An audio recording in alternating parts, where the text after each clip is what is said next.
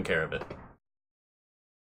All right, gentlemen. My own voice, I am not gonna. So, as you'll recall, at the end of your last adventure, the party was on a boat created by Brimm and some of the other party's suggestions.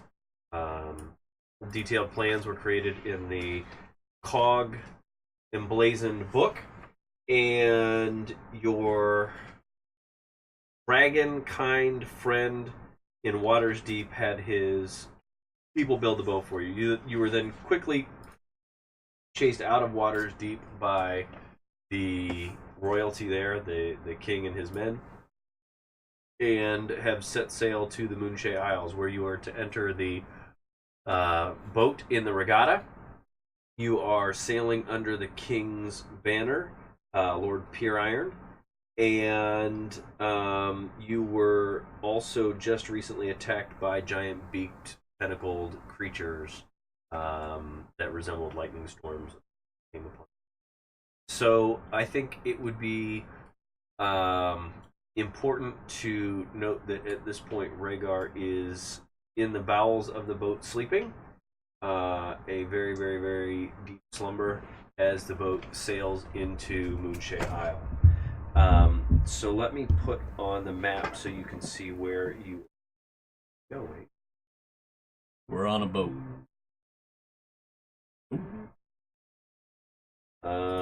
Oh, that's right. The actual good map of Faerun was too big for me to upload here. So you are headed to the west. You have left Waterdeep, which is on the map there in red, and you are headed over here to the Moonshae Isle. And Chris, I don't know if you have the map. A map. But I can send you the map. Need it? I thought we had it in the game at some point, at least of the Isles. Maybe I was just opening it up from chat. I think that's what it was. I had sent a picture in chat, and then you were opening it up and putting it there. If I can. Got it here. Do you want me to? Oh no, that's the super high res one that I just popped open. Is that the one? Yeah, I think that's the one. Oh, I zoomed in too much. Undo. Zoom out. Right. Okay.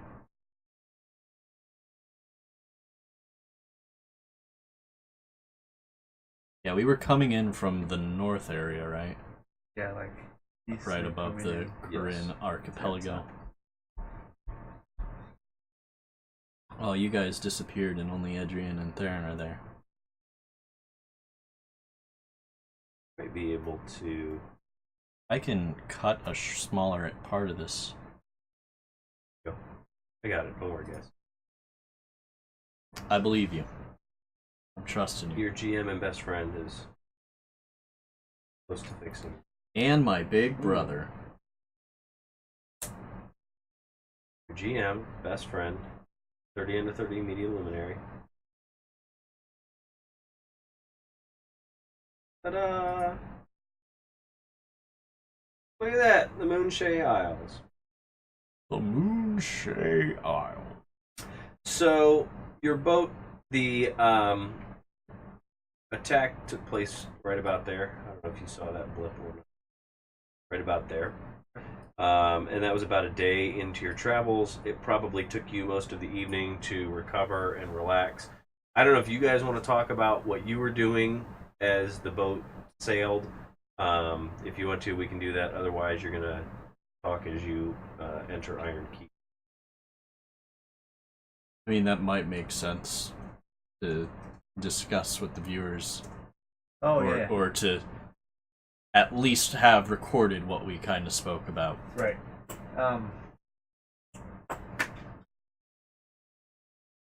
So, Theren has during the period of time where the rest of the party was in jail, and Theren was negotiating their release, he had the Gadarassier's folks put in a secret room in the ship that he could use as a sort of investigation command post. Which he had already had set up in his room at Arassier. So once this room was set up, he moved all of his research material into that room, and it sort of set up like a classic like crime scene, almost serial killer esque room with just maps and parchment packed to the walls and hand-drawn pictures and string connecting stuff, and just trying to figure out a couple things. One,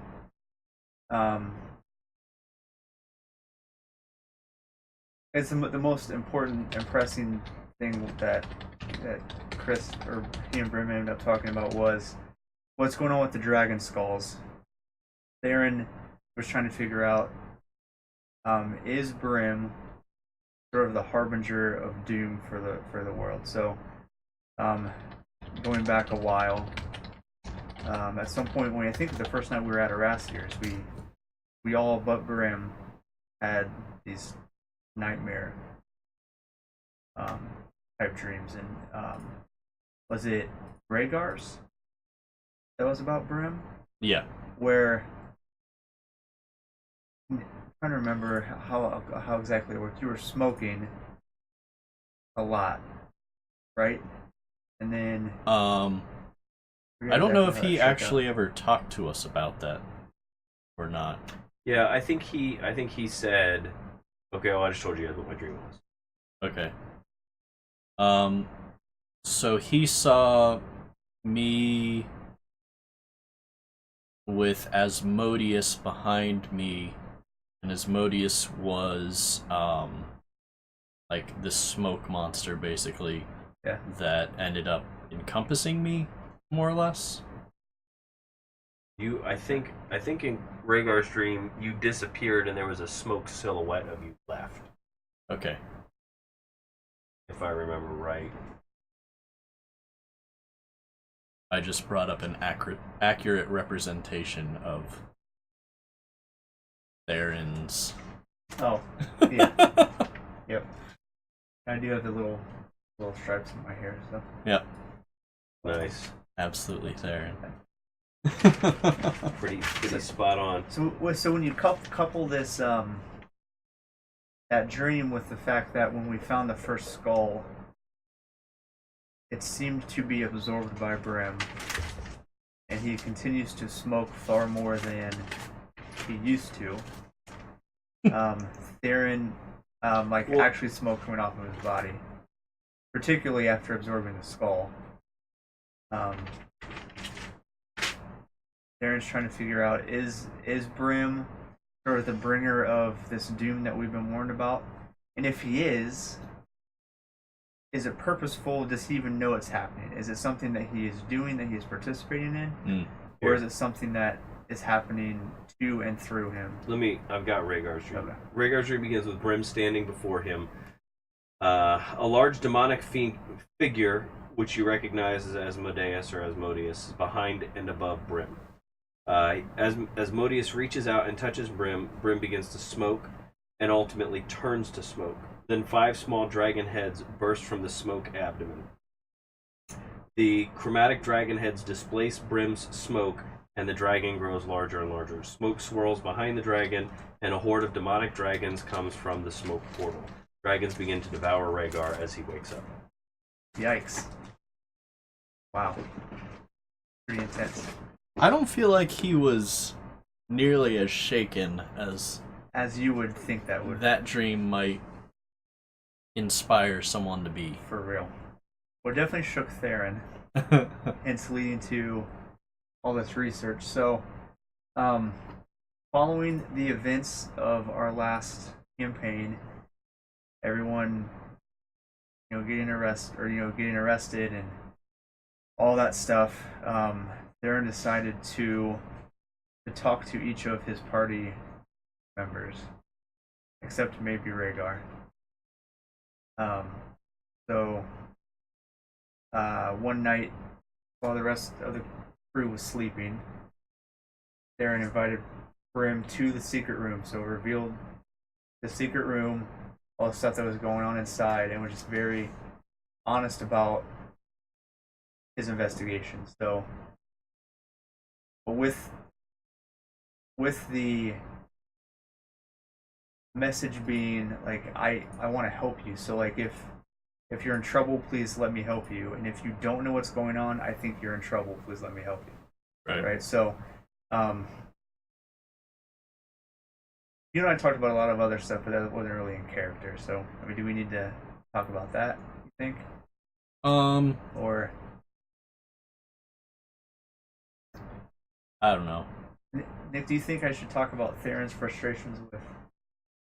You can. I mean, if you think that's something that he would have shared with Brimm. Oh yeah, he definitely shared that with Brimm for sure. Okay, so, really since Sundin left the party back, I mean, a long, long time ago. Yep. There's been a growing frustration that Theren has with the party in all configurations. So, Brimm and Rhaegar act and react very contrary to the way that Theren acts and reacts. Which Theren realizes is not necessarily, it's not right nor wrong, it just is. However, the way that Theron's moral compass is set, he feels like something is wrong and that is wrong. And he feels like oftentimes Brimm and Rhaegar are doing things wrong. Or handling things wrong. So through the period of time where it was just the three of them, Theren spent most of his time and energy and patience corralling the other two. So just making sure you guys didn't kill everything, destroy everything. And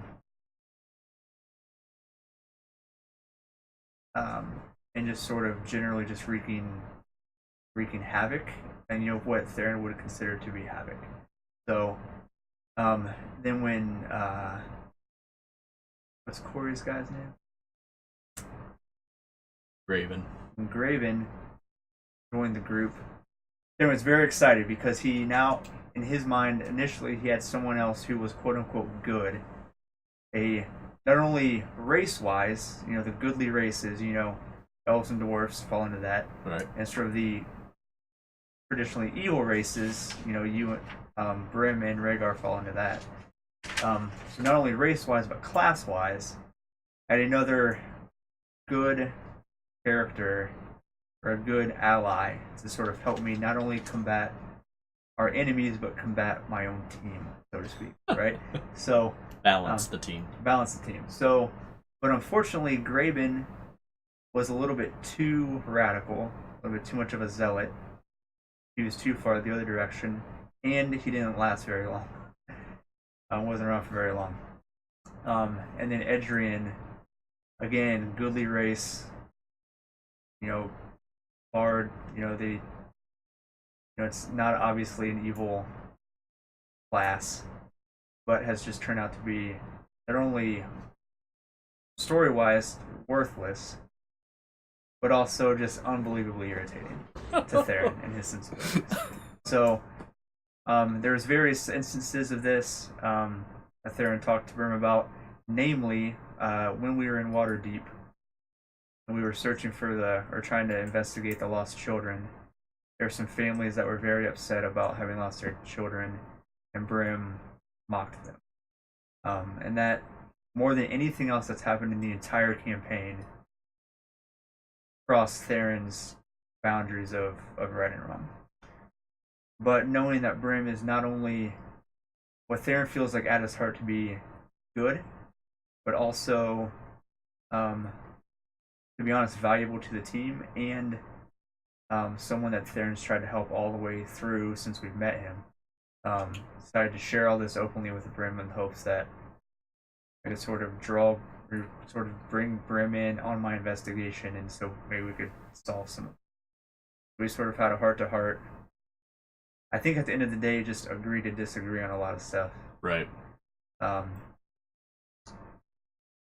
which at this point, I mean, Theron's okay with that. I don't know how Brimm feels about that, but sort of, I guess, a lot of things that Theren just said. We'll table this for the time being. There's bigger fish to fry. Right. Essentially. So, what that led to was trying to figure out why Brimm is smoking and why he absorbed that dragon skull. To which Brimm doesn't have any real knowledge of, aside from the things that have happened. There isn't a scheme that Brimm is playing on. It's just these are the things that have happened thus far, and Brimm is in it, but not controlling whatever's happening. Right. Brimm is an unwilling participant. Correct. So through some investigation and willing or unwilling, he is a participant. Right. So through some investigation and some research and talking and going over past events and a 23 on the history roll and a critical dice roll, Brimm and Theren have we fully figured this out, or is this like the working theory? That I don't think until you know, you won't know. Right. I'm there. Okay. So the working theory. You have a plausible theory, Right. But definitely nothing that I can confirm, and nothing that your characters would know absolutely either. Sure. So the working theory is that Cord, the necromancer that we met back outside of Phandalin, aka Rhaegar's dad, has not possessed Brimm, but somehow become a smoke silhouette that is attached himself to Brimm. Yeah, I don't know what to consider that. Is it like it's not possession? Right, because he's not controlling. He wouldn't be controlling you in any way. It's sort of the nail in the coffin for that theory for Theren. Was when we met Graven, he was fighting a necromancer, who looked at Brimm and said, "Oh, I see what you've done."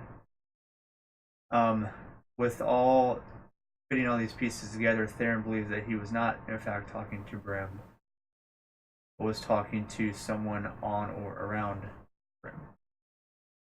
And just given that he was of the same class and sect of sorcerers as Cord, right? Then he would School of Sorcery, right? That's who he was talking to. Is all that sort of accurate? Yeah. And too much information, not enough information. I think that's spot on as to what. So, I picture all of this as the two of you have retired from the fight with the Grolls. I don't remember what they were called. The Grells. And are in Theron's room, and as you're sort of noodling all this out and you're beautiful minding, all these conspiracy theories, the boat itself, and I'm going to say it's likely that Pure Iron's wizard has enchanted the boat to take you straight to Iron Keep, because his fear is that you guys are going to run away with this amazing racing boat. So as you are all puzzling this out, as Rhaegar's snoring, you hear from in the bowels of this boat a very faint hissing, and it probably is in the background and almost like white noise. And as time goes on, you recognize that the hissing has become louder and deeper and almost waterfall-like in nature. And at this point, I would say one or both of you are probably a little concerned about why it sounds like there's a waterfall and nobody being up on top of the boat to see what's going on. Or steer. I'll head up. Okay, so hatch opens out the secret door, up the ladder, up to the top of the boat. As Theren breaches the top, it is bright daylight. There is water on 3/4 of if you look to the right, all water. You look to the left, all water. You look behind you, all water. you look ahead and you see about 100 feet out just a sheer cliff going up. And on top of this cliff is an enormous castle of sorts, but not a Disney castle with these pretty peaks and long spires, just a big, solid, clunky, bulky, hulking castle that has been almost poured into form on top of this cliff. And you hear and notice that the sound of the rushing water are these two aqueducts that come around in front of the castle, almost as giant arms outstretched. And where the fingers are these enormous waterfalls that dump into a gate. And you notice that the arms are just dripping with rust, and this big giant metal castle, iron castle, is also relatively rusty. I mean, you can see some spots where the iron is, but it's clear that no one has kept up or tried to keep the rust from invading the castle. Each of you give me a history check.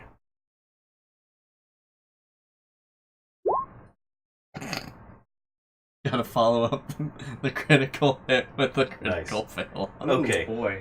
You guys are going to want to meet a historian as soon as you get in and figure out what's going on with this city. Okay.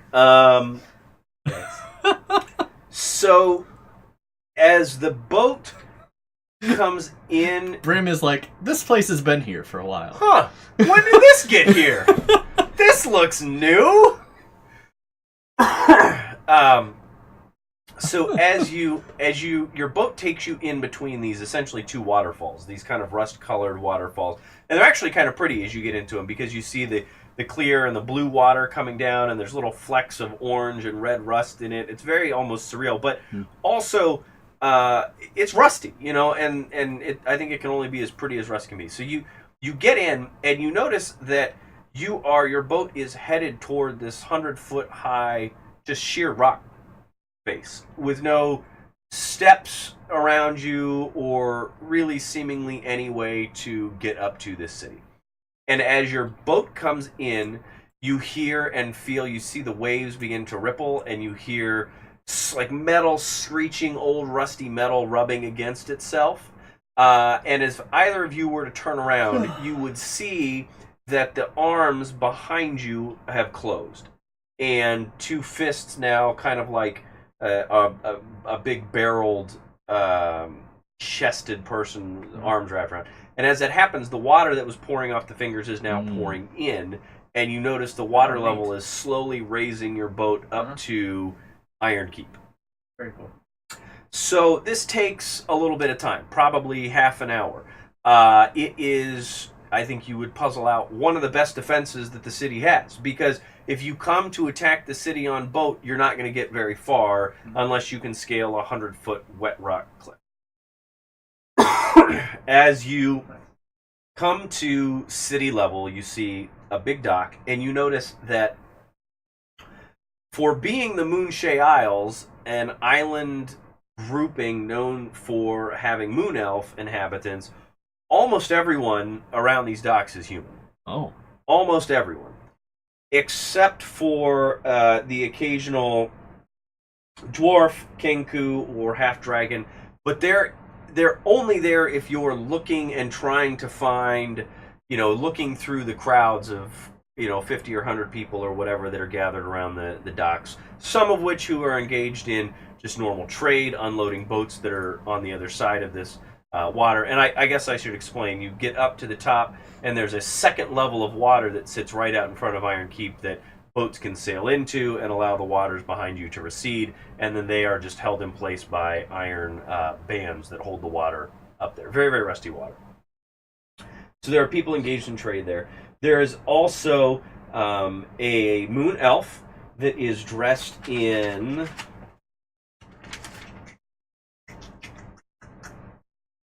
a silver robe with sapphire accents, and on either of this female moon elf's sleeves are silver embroidered, why can't I think of it? Hourglasses. And she is waiting there with just 3 or 4 people who look like they're ready to help. And as you kind of float over toward the dock, you see her motion your boat in, and it docks in front of her.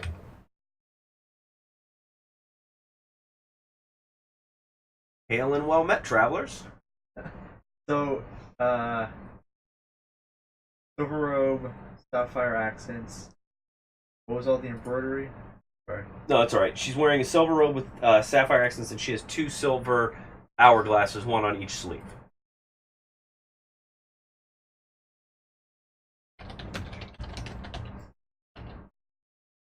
That's important, Brimm defers to Theren to introduce himself because it always goes over so well when Brimm That's starts. true. Theren is a little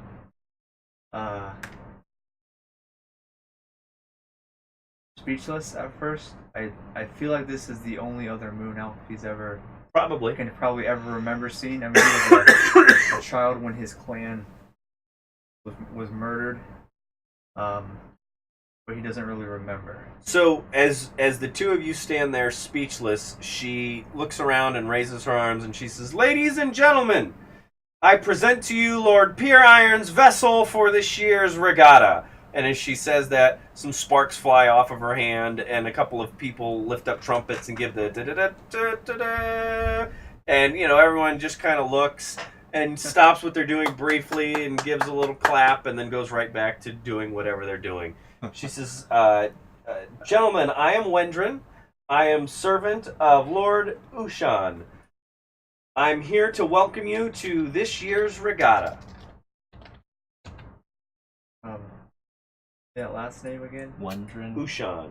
or a Korsian Ushan. Yes.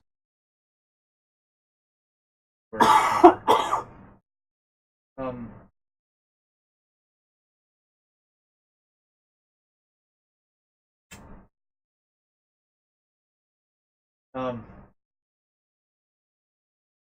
Hello, my lady. You have to pardon my rudeness. I've never seen another moon elf before. I was raised with Okay. in an elf sanctuary, but by what they call it? Okay. Wood elves or Yeah, it's not wood elves. Those lowly wood elves. Is it day? It's not Eladrin? day. Sun elves. Or it's by sun elves. So, seeing you is something I never thought that I would see. Is there anything that we should be doing? I mean, we should be. Of course, you're welcome to attend the Feast of Contestants tonight that Lord Ushan will be putting on in his castle. And she sort of motions to the largest, most sturdy-looking spire in the middle of this. She says, "In the meantime, you're welcome to collect supplies. You can tour the museum to learn about the regatta. Whatever would make you comfortable. We have rooms prepared for you. I have a staff here, a team here, ready to clean your boat and get it to the starting line of the regatta."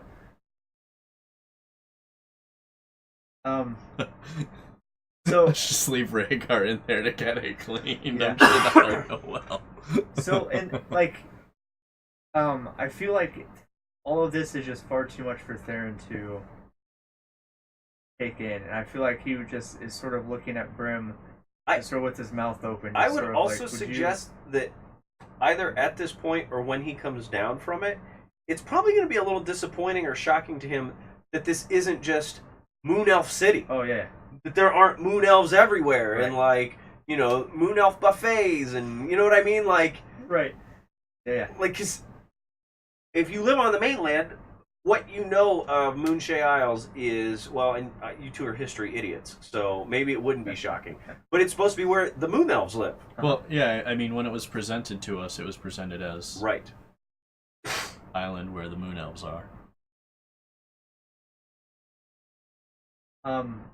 I think based on that, Brim's going to ask, where are the rest of the moon elves? Oh, excellent question. I'm glad you asked. This is Iron Bay, and the castle behind us is Iron Keep. I'm sure you are both familiar with Lord Ushan, who puts on the regatta, but perhaps a history lesson is in order. So, Lord Ushan took over about 20 years ago when the humans came to Iron Keep. So, moon elves inhabit almost all the rest of the islands, but this is sort of a human sanctuary inside of the Moonshae Isles. We have elected Lord Ushan to be our king, and we are all incredibly happy here to carry on as humans inside of a moon elf society. And then, as she's saying this, she kind of just goes on and on for a few minutes about the political structure of moon elves, and there's no real place for humans in that structure, and they've got it divided up into several different sects based on what sort of island you live on and what magic you practice, or if you're a ranger or whatever. So there are factions inside of, or tribes inside of the moon elves, and so the humans found it the best practice to congregate in one spot and maintain a civilization of their own, but to still trade and interact with the moon elves. But they 20 years ago established Iron Bay and Iron Keep as a way to maintain some independence and some recognition of their autonomy. How much time do we have before the regatta starts? 2 days. 2 days. So you'll have So I would dinner definitely- this evening, the day tomorrow, and the regatta kicks off the next. The Theren would definitely not have time to explore. Probably. I mean, there'll be limited time to explore this city, but not time to go out and see. Yeah.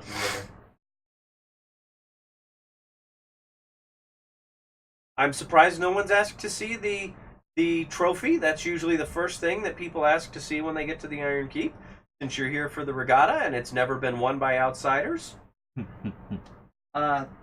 Sure. Should we leave the boat here, or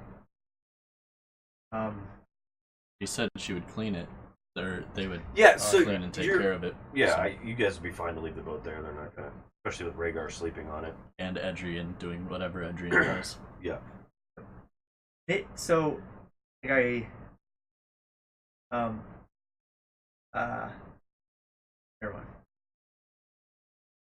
Yeah, so let's go see that trophy.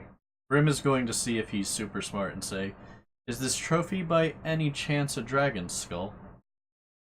Yes, everyone knows the trophy's a dragon's skull. Everybody. I mean, dragon's skull, and she makes air quotes. It's a crystal carving of a dragon skull, not a true skull of a dragon. And then she says we keep it obviously in our museum here that commemorates the victory over the Kraken 2,500 years ago by the Moon Elves. And as she says that, you turn, I assume you've been following her, she's walking you to where this is. You turn a corner and you see a building that is square and 15, 20 feet tall to the end of the square. And from that, the top of the building is shaped and colored like the head of a kraken, like a giant head of a squid. So it looks like you're going to walk into the upper half of an enormous kraken. Fantastic. And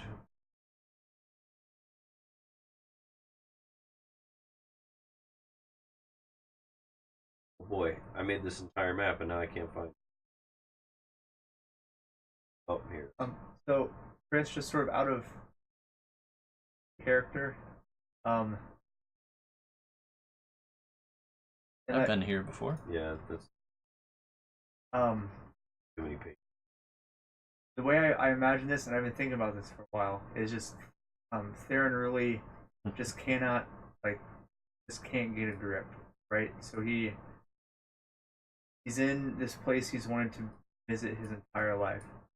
For the first time seeing like a member of his own race, given that it's elves, like she's probably radiantly beautiful, right? So Yeah.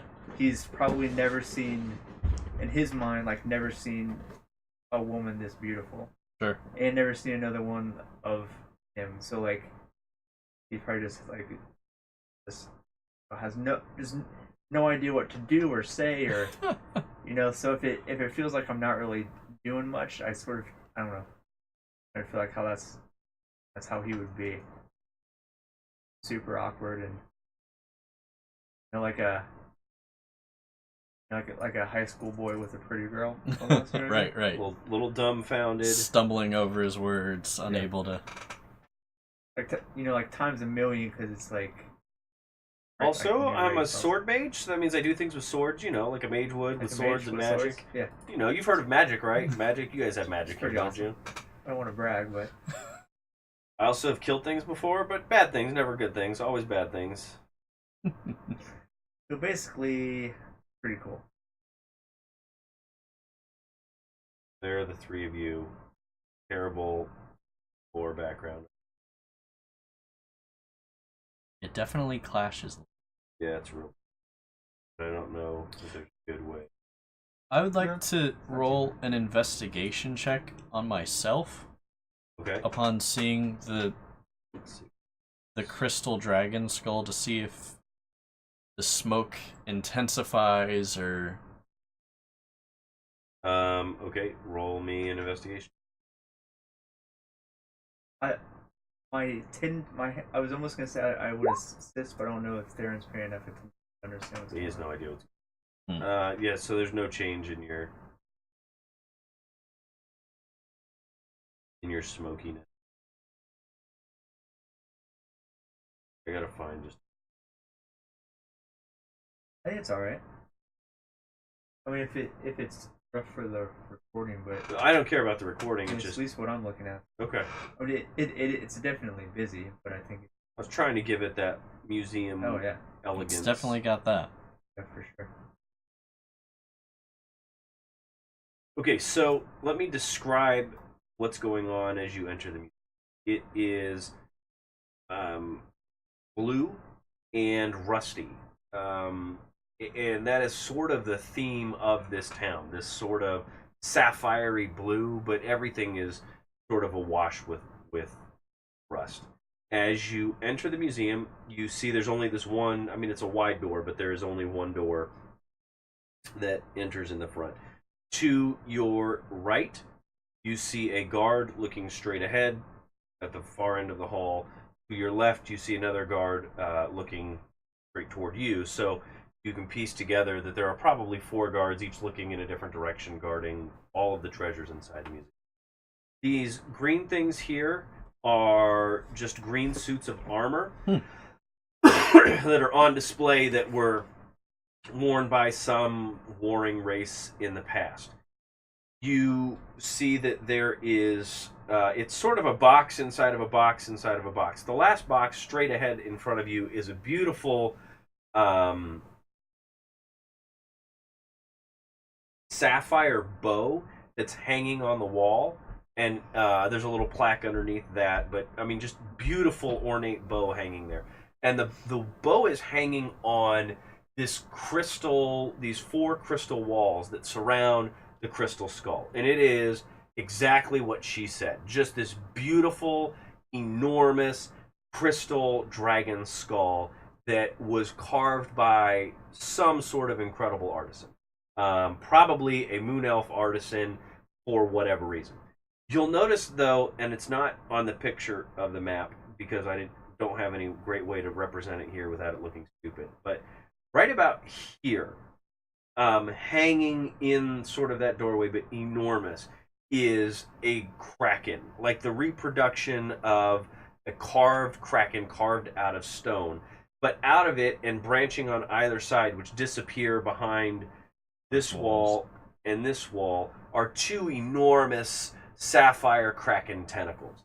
And what you'll notice at the end of the halls that you can see, so if you look down the hall to your right and down the hall to your left, there are 2 identical color kraken tentacle ends with big pods with suckers on them and spikes coming out of each end, all suspended from the ceiling. So it's easy to imagine that this piece is a carved sapphire kraken with giant sapphire tentacles that go almost all the way around the museum. And as I started to explain before, it is a long outer hall that surrounds the whole thing with 4 breaks in the wall, and that's one here, essentially one on each of the cardinal directions, allowing you in to see what's displayed inside of the museum. The blue boxes on the east and west sides are windows. They are very, very high up, and they are ornate stained glass window that, as the sun shines through this sort of everything from dark to real light blue, it makes it look almost like water is moving on the walls. Nice. And so she says, as she walks you into the museum, welcome to the Iron Keep Museum. This is where we commemorate our victory over the Kraken. As you can see on either side of us, armor worn by some of the moon elves that helped us and the humans defeat the Kraken as it rose to fight 2,500 years ago. I think we fought that thing's kids. She kind of walks up to the bow, and she tells you it is a replica of the bow that fired the final arrow and pierced the Kraken's hide and hit the Kraken's brain. It is the... I don't know why I don't have it written here. Oh. Yeah, I don't have it written down on this page. But it's an enchanted elven bow, or a replica of an enchanted elven bow. It is sapphire, but it's not made of sapphire because it would be brittle and heavy. It's made of some sort of metal that has been imbued with sapphire. And you know that because there are etchings all up and down each side of the bow. And as the sapphire exterior has been chipped away to make these etchings, you see this beautiful silver inside of the bow.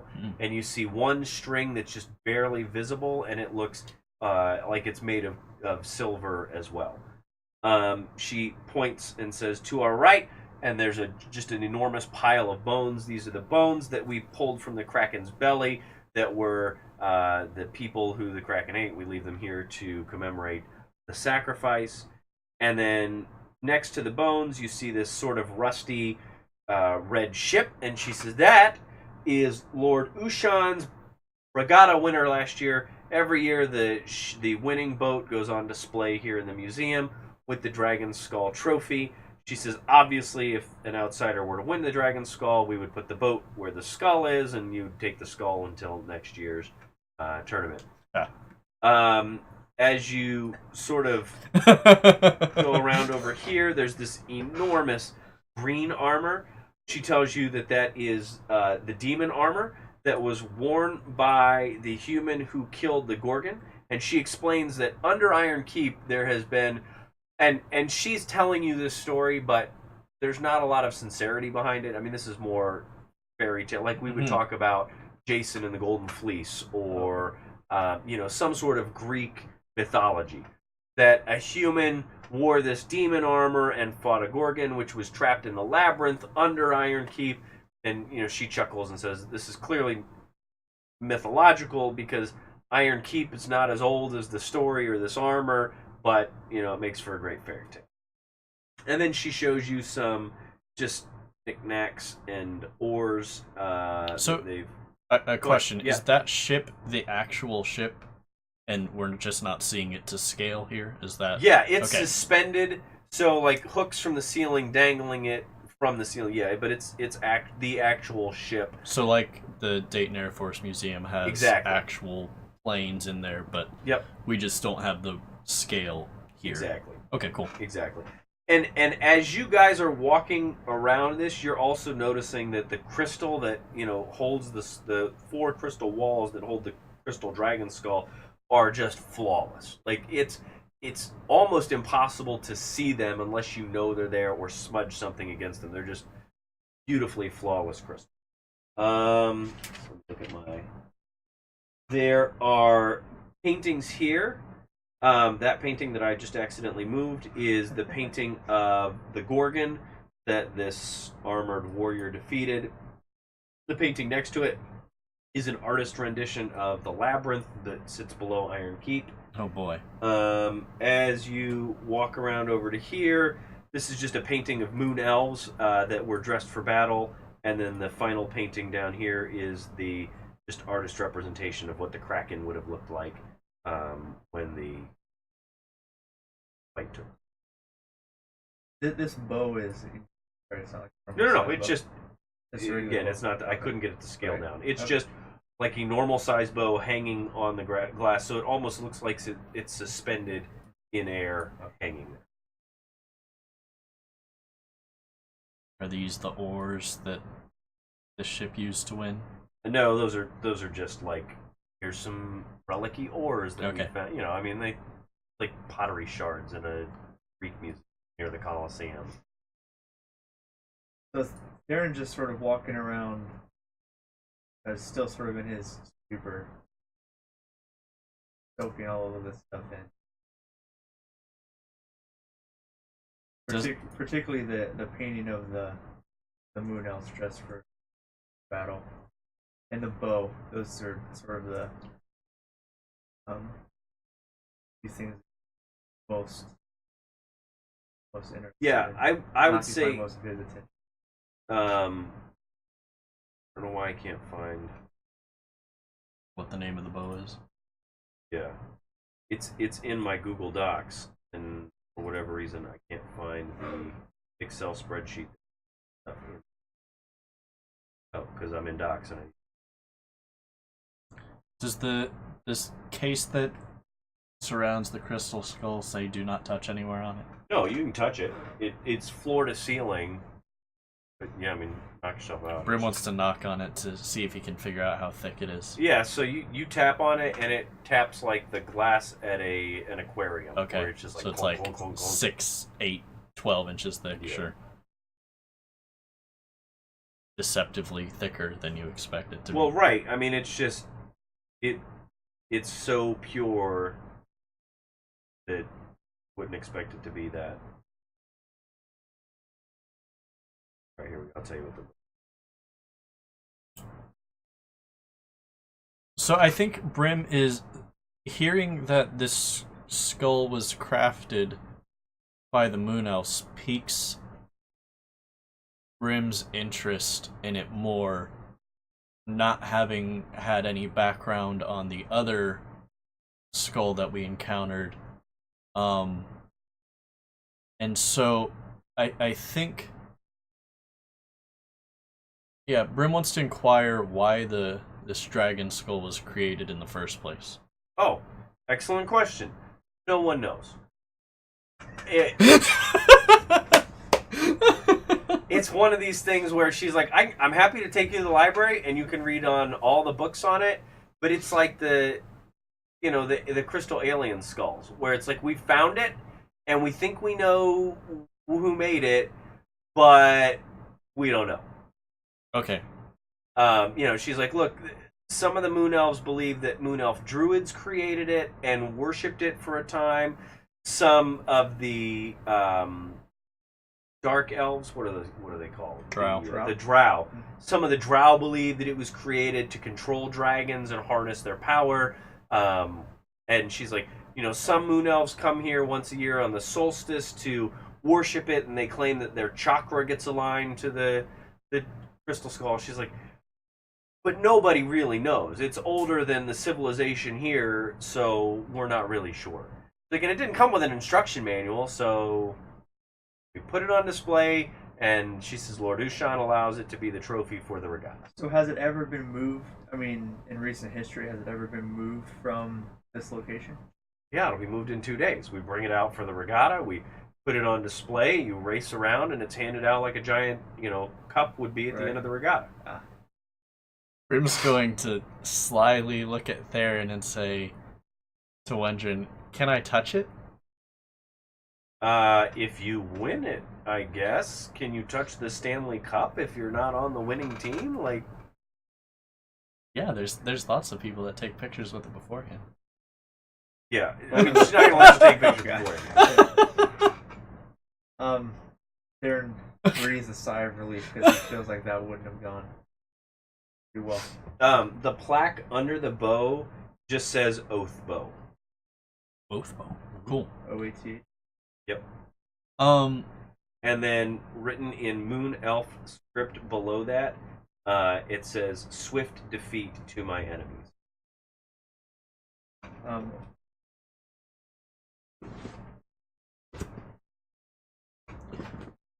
Brimm wants to inquire if there would be, if she would have any knowledge of where he might be able to find a cleric. A cleric? Or somebody who,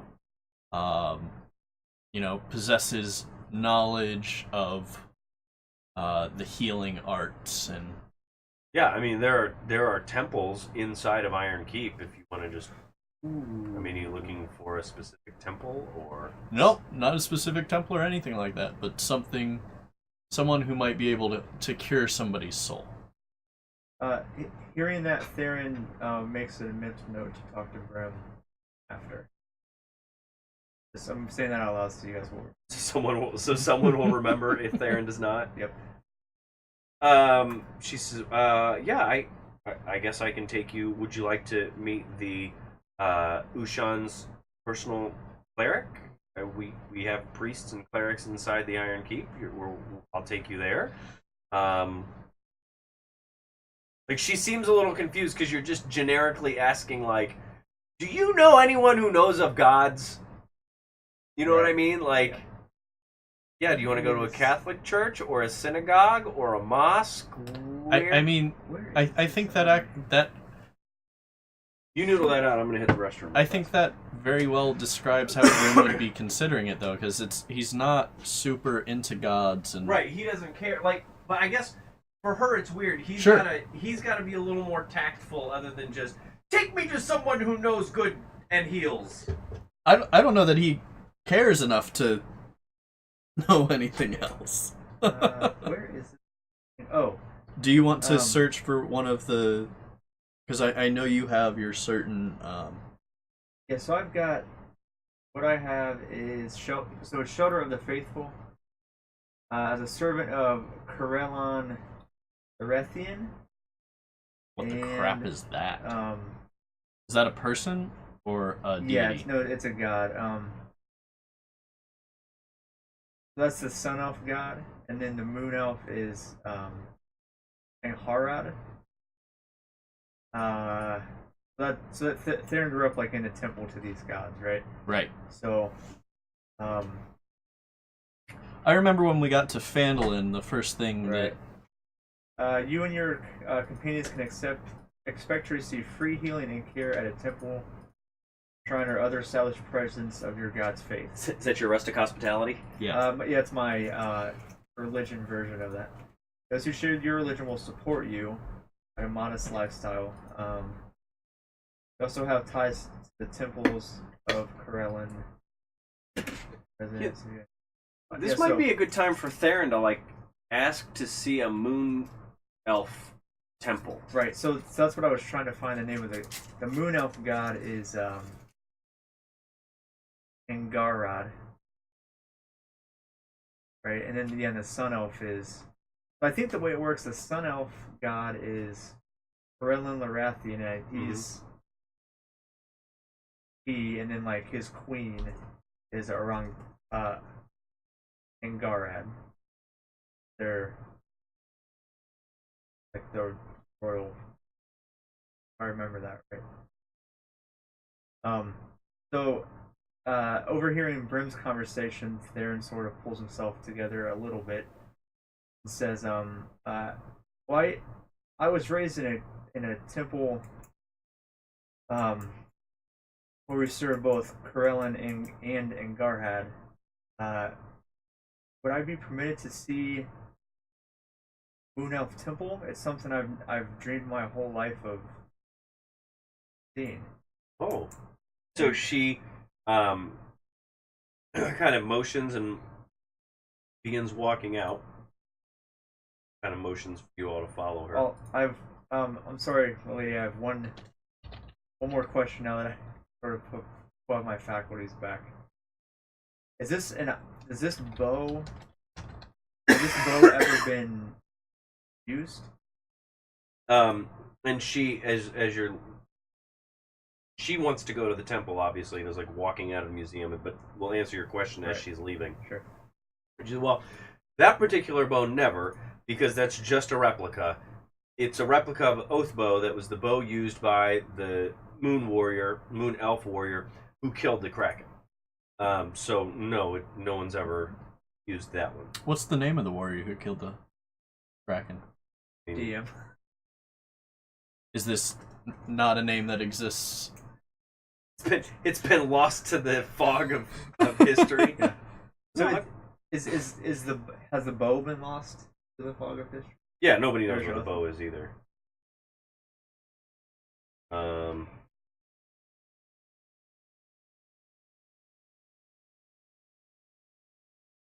Lamruil Yinmyar. Not writing that. Writing it down. Berry Blue Jeans. Very blue. Lamruil Yinmyar. Sound like a Yeah, sure. like a random. So, as you walk, you notice that, again, I mean, the whole city is iron and rust. Iron and rust. Everywhere you look, people's shoes have rust stains on them, and nobody seems bothered by this.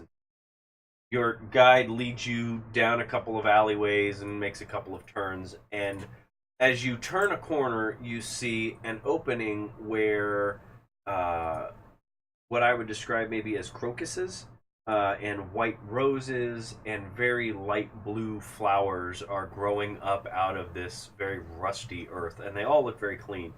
And you see columns. I'm going to give you a link in the chat if you talking about.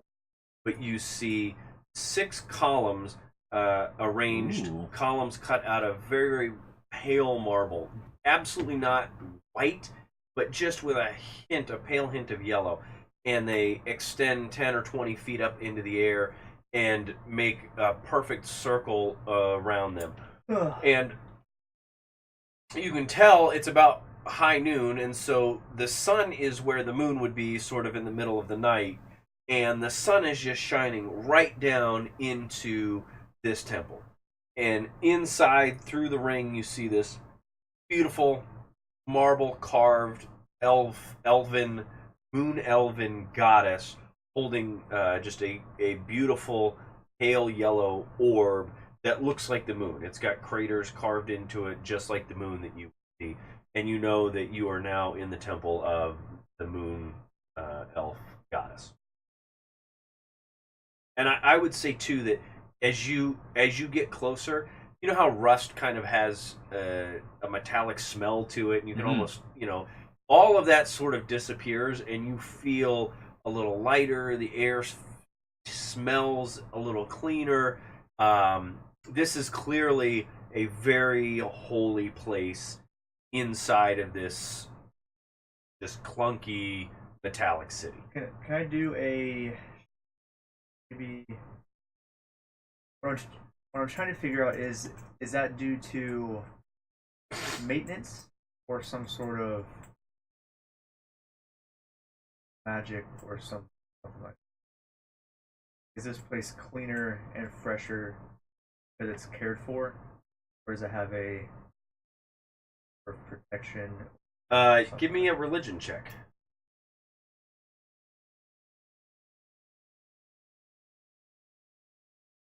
Yeah, I mean, it's probably a mixture of both.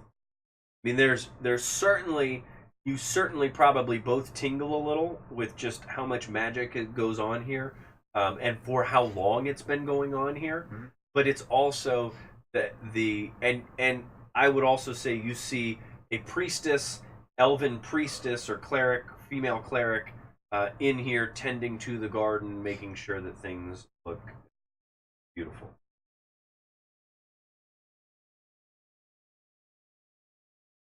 I have questions for Okay. For her? Yeah. Okay, so I assume you approach her? Yeah, absolutely.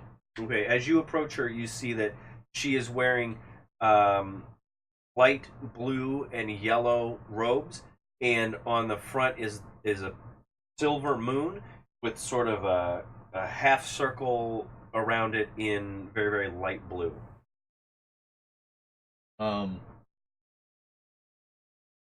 Brimm isn't really one for pomp or circumstance or anything like that.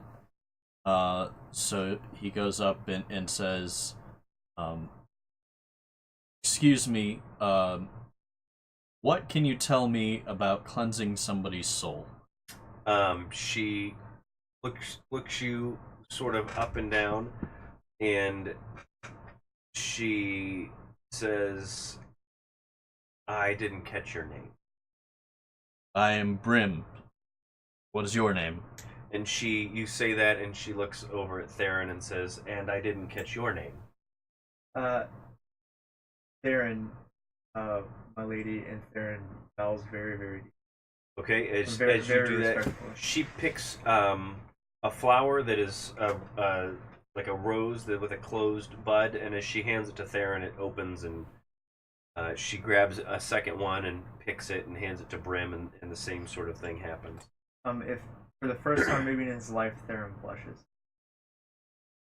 And so she looks back at Brimm and says, "You had a question?" Yeah, he looks at the rose and is like, I don't know what to do with this, and kind of just sets it down on the ground and is like, Theren picks it up and holds it very respectfully. how can someone's soul be cleansed? How did it get dirty? You have to unkill a bunch of people. and so I mean, this is a thing that Brimm doesn't really have the comprehension of what happened to him to get him to this way. He just has, the thoughts of what happened. And so he goes on to be like, I think somebody cursed me. Why do you think that? Man. She, as you're talking, kind of turns and goes back to tending the flowers. Not rudely, but just as if she's not terribly interested in whatever line of questioning you're going down, and is just sort of doing what she was doing before you got there. That's not going to sit well. She's still listening, right? Just no, totally engaged, but just if sort you were of to like interrupt somebody doing something. yeah, like she was washing the dishes when you showed up, and now she's going back to that and sort of engaging you. If this isn't the place to have a curse taken away, I'll find another place. But I was led to think that if there was some place that had respect for gods and curses, this would be it. As soon as you said curse taken away, like her full attention came to you, and she said, "So you need a favor?" Yes, that favor is to clean my soul. And as you say that, she stands up again, but somehow seems 4 or 5 inches taller than she was, and she seems to have like a moon dust sort of coming off of her robes and skin. I feel like Theren would take a knee. Probably. Yeah. I mean, probably. I mean, just like out of like having grown up in the temple, and this is something I haven't really fully thought out, like how that would look like, but this he probably recognizes this as like a very holy thing, and therefore is like borderline like prostrated. So she looks at you, and you can see sort of blue flash through her eyes, and she says, "Why do you think your soul needs cleansed?" And so Brimm is going to wave a hand in front of her face and say, "Do you see the smoke on my hand?" So as you do that, she kind of reaches and grabs at the smoke and sort of pulls it up, and then like pulls it away and lets go and lets it kind of flow back over to you. And she grabs and like is almost playing with the smoke now, and like showing you that, yeah, I see it. Like I get what you're going, but she's like, this isn't your soul. It's not me either, though, and that's this is not part of me, and it won't get off of me. So at this point, she now like takes a finger and traces from your horn across your face, like caringly, like not, but also just like you would a child, like. And then she says, this is just necromancer magic, hardly worth my time or your soul cleansing. But if you need a favor, and she just kind of hangs there, like, I'll do this if this is what you want, but yes, make it done. So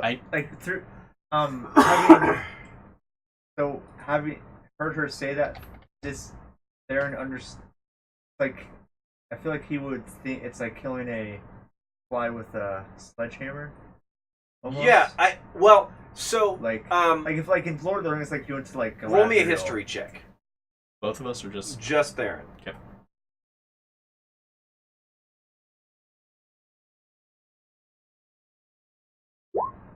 Yeah. So, you have some warning bells going off right now. The way that she's speaking and offering a favor and keeps harping on that, you know that Fey deities make favors and then trap you forever. That like the one thing you never do with a Fey, and you know this only because you're a moon elf and heard stories growing up.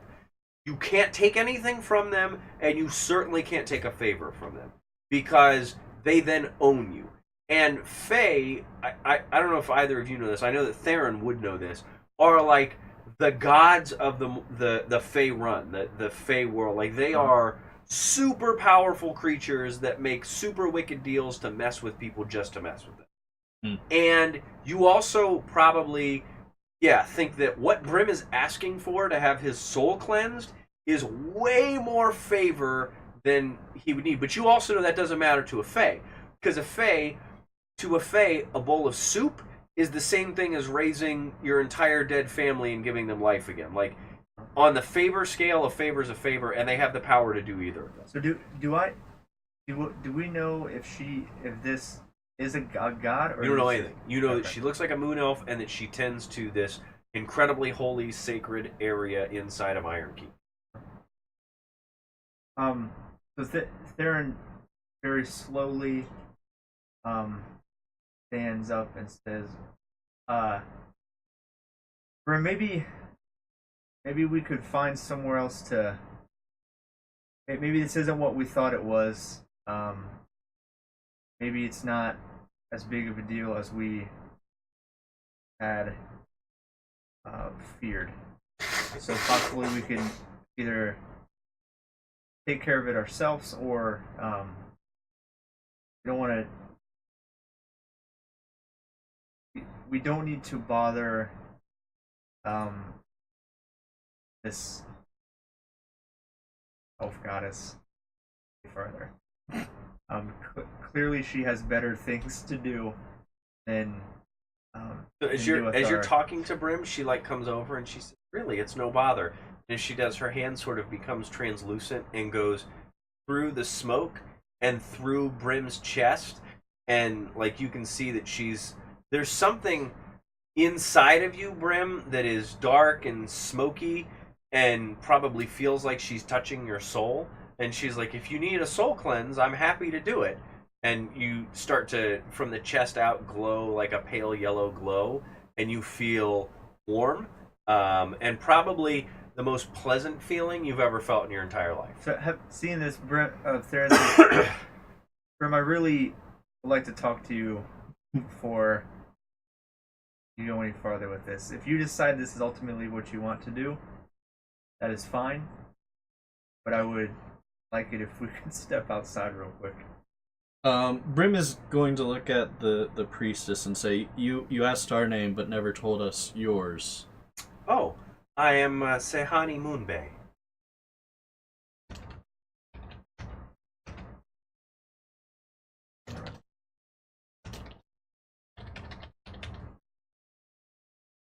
And he's going to say, and you said that this was just necromantic magic? This smoke? Yes. Yes. Is there another way to get rid of this? What have your dreams told you? I haven't had a dream. I'd wait for a dream. I sleep as soundly as babies. You, Theren, would probably recognize the name. Sahani Namunbo is the Fey aspect of Saloon, the goddess of the moon. Okay. So this priestess is probably in service of, like, in direct service of the moon goddess. Okay. Huh. So, wait a second. What's the moon goddess's name? The moon goddess's name Angerhad? is Saloon. Oh, What'd you say, Chris? I thought that was Angerhad. No, that's like the moon elf deity. Gotcha. Or Selune, Our Lady of Silver.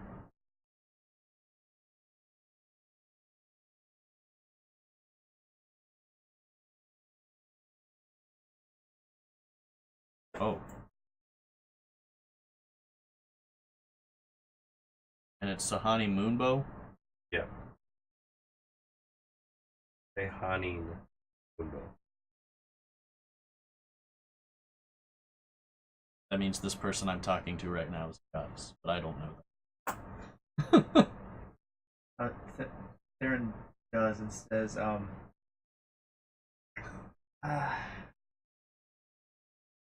what was the last thing you asked her? If this could be done in a Okay. simpler way. It's just necromantic magic.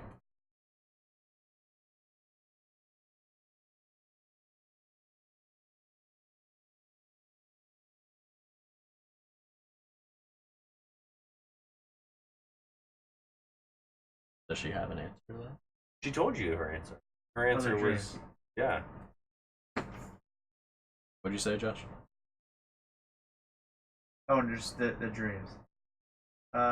This Angara had sometimes considered this personification of three separate elven goddesses. So this, the Hani Mumbo is one aspect Yep.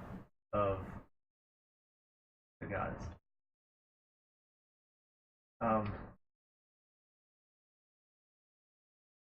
So Theren is meeting. I mean, for all intents and purposes, like this is his god that he's been in service of. Yeah. His whole life.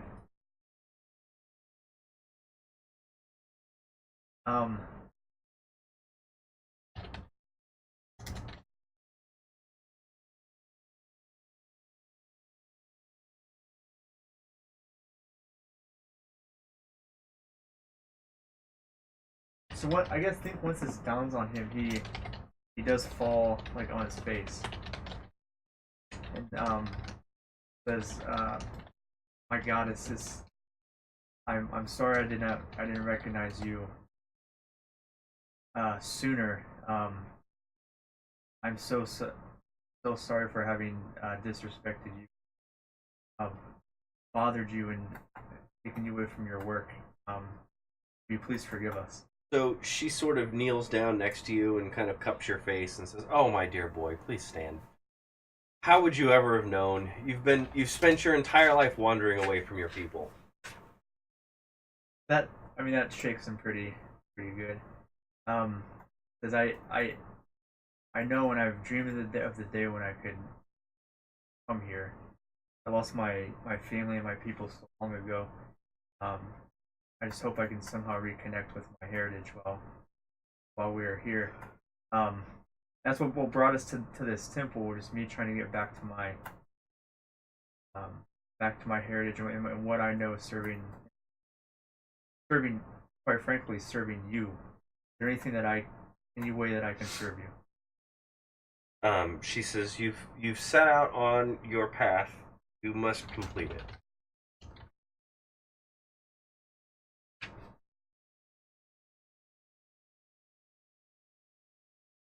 Theren bows, or I've stood up while she's talking, and I bow as deeply as I can without falling over. Yes, yes, my goddess. Um, thank you so much. Um, would it be okay if whatever time I have free, can I just spend it? Of course, the temple's open to any who wish to enter. Just sort of look at Brimm and like, time for us to go.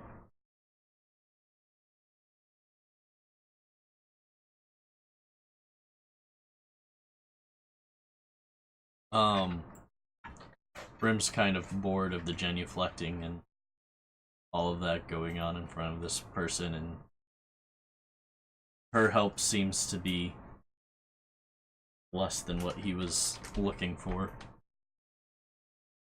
So he's ready to leave and hear whatever. So you don't want her help? No. So as we're leaving, Theren says, "Okay, here's a couple things I need you to understand." But he will thank her for her time before he leaves. Like, I appreciate the knowledge that you have given. He doesn't want to be, absolutely disrespectful to the whatever's going on, but it's not the answer he was looking for, and not it's wasn't beneficial to him as he thought it could have been. So, and also just before I forget, like, these roses she gave us, I have Brimm's too. Mm-hmm. Like, these are Theron's most prized possessions right now. He's going to put them in his scrapbook. I'm going to hang them upside down. Yep. But you're going to keep them? Oh yeah. Good or bad? I mean, that's your decision. Definitely. Should I give them back? That would be the only other thing. Brim's gonna have a necromancer inside of him, and Theron's going to have this fey god that's controlling it. Yeah, I mean, I guess I'm gonna keep them. I mean, they weren't part of the. I mean, and just like in character, I don't think he would give two thoughts about it, other than like his, like, the god he has worshipped gave these. These are. I think. So, out of character conversation, and I don't know if Theren knows this, but, like, he probably does, because elven children grow up hearing, like, fairy tales about the Fae. Huh?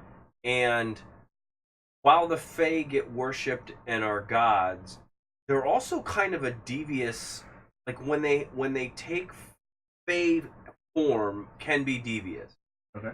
And just like the adage in D&D, like the number one cause of death in D&D is splitting up the party. Uh-huh. Like the number one fairy tale ending for an elf fairy tale is that somebody takes a gift from a fae and they were never heard from again.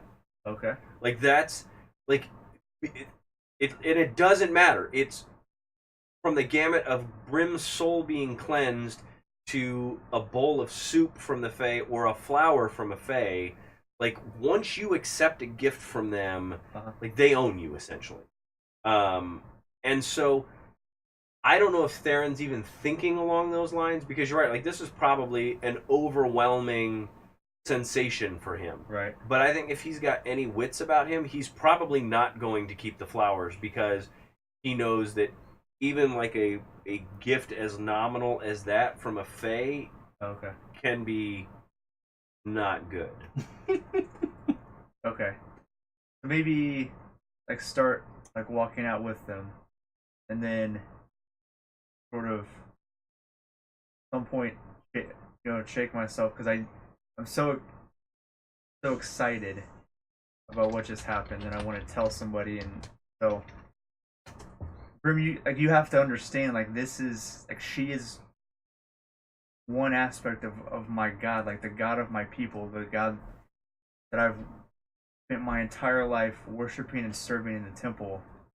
Like, we just met her. Like, can you possibly understand, like, how big of a deal this is? I mean, no. No. which I think doesn't terribly surprise Theren. I think at that point, Nick, maybe sort of snap And back to my senses. maybe I'm wrong about this because I'm trying to find some.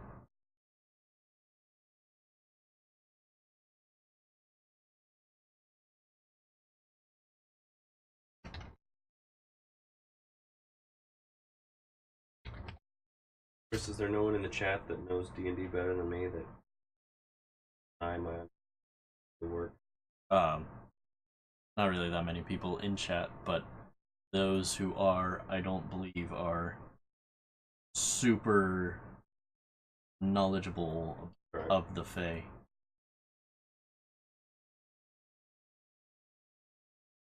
So,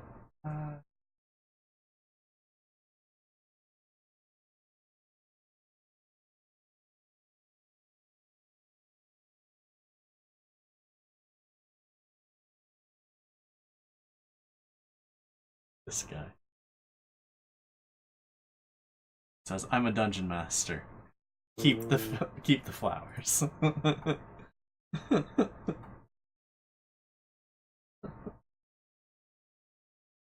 The only question that I'm having is whether the aspect of the goddess Selune is like a traditional, typical Fae who's going to have. I don't think so. I'm looking up, say, Dungeons and Dragons, 5th edition. Investigation.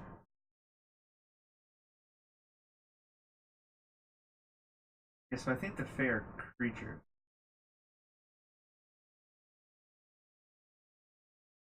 Yeah, I think that she just, when she takes on a human aspect, it appears that she.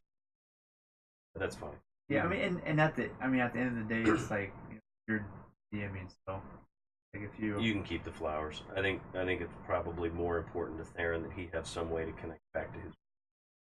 In reading this, favors are a powerful bargain tool of the Fae. Part 2. Never accept offerings or gifts from the Fae unless you want to be indebted to them. 3. But, not all Fae care about favors. Use your best judgment about a Fae's instinct and nature. Yeah, I'm thinking that she's too high of a deity to care at all about that. Like, she's not petty. About the flower, and I don't know that about she, favors. I don't know that she is a Fae. Right, her aspect is. Oh, okay. But right. but my point is, like, I think she just appears like that. Like, I don't think she actually becomes a Fae. I think that that's just the way that she interacts with her followers. You know what I'm saying? Gotcha. Yeah. Okay. So, keep the flowers, continue on. She probably would care, Brimm, if you want her to cleanse your soul, though. Yeah, so that was number 2. 1, that was like the highest moment of Theren's entire life. I'm trying to get Brimm to understand that, but then realizing that you don't. You won't. And you really don't care. It doesn't matter. So 2, just like a kid kicking a dead, being a dead horse. Like explaining this favor thing to you. Like, cannot, like, favor, we can't do that. You can't do that. Unless you want to be in thrall of my moon elf gods the rest of your life. And I know you don't. You can't go that route.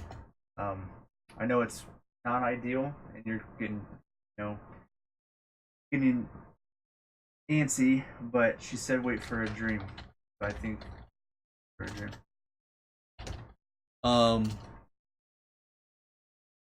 I think while she said wait for a dream, there might be others who possess the magic strong enough to get rid of this.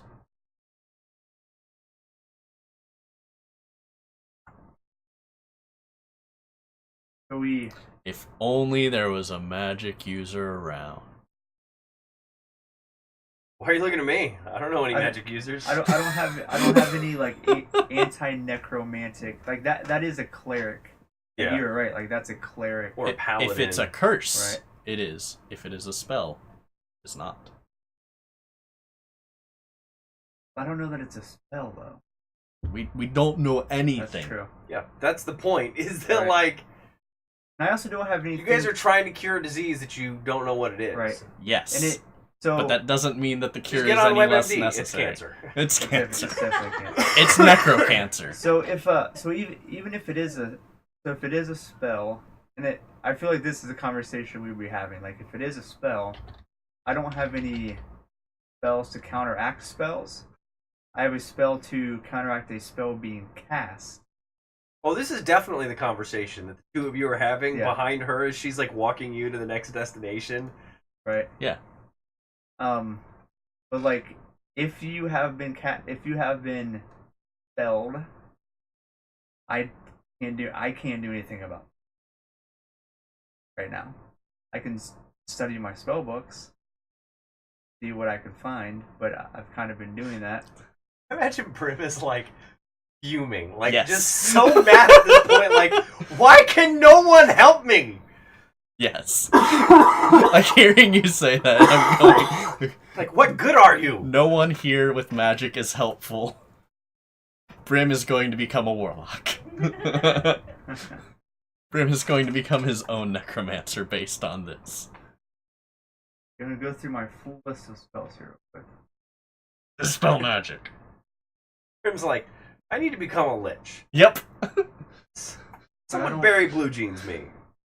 I don't think I have.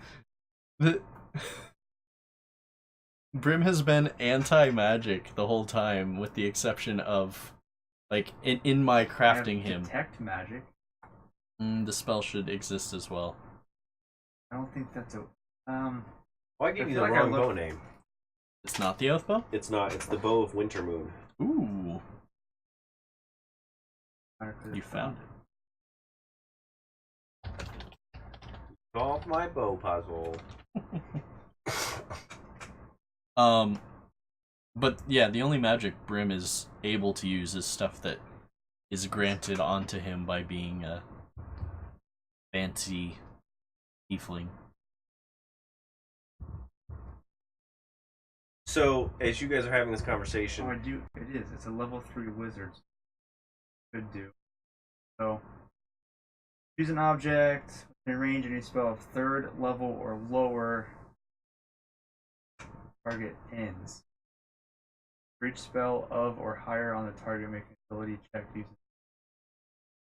DC equals 10 plus the spell's level. A successful check the spell ends. So If you raise the level, though, there's added benefits there. I don't think you it decreases so it's the not- amount of plus. right, but I don't. spell slots. I think. Exactly. I mean, I only have 3rd level spells. What? Really? Mm-hmm. Theron's weak sauce. As a 5th level. At level wizard. 5? So it's not. It doesn't level with your level, I know. right? So. I guess, is it level 6 that you get the next level? I feel like it's every other 3. level or something like that. There's a chart. Yep. I just drank from a Mod pizza cup. Does that mean we're sponsored by Mod now? I've been doing it the whole time. I'm for it. I get 4th level spells at level 7. Dang, that's a ways off. But so it's like you have spell levels and numbers of spells. Right, I understand Right, how so, like- that all works. So at 6th level, I get an additional level 3. So, okay. So I'm remembering now. It's been a while since we did all that text stuff. I've been thinking about this from my perspective, not from the character's perspective. And I looked at Dispel Magic and said, if one, I don't think it's a spell. I think it is actually cord. 2, if it is a spell, he is powerful enough. It's going to be above 3rd level. So like me, I'm thinking this stuff, but like Theren may not be. Theren might be Yeah, like, right. let's give it a go. I got a wand. But I mean, I think. But How you know, mad like, are you gonna be if I burn your tail off?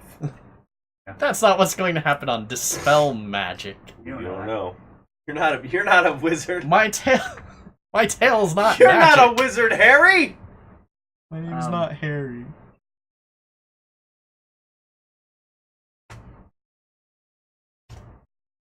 So in any case, I don't currently know Dispel Magic.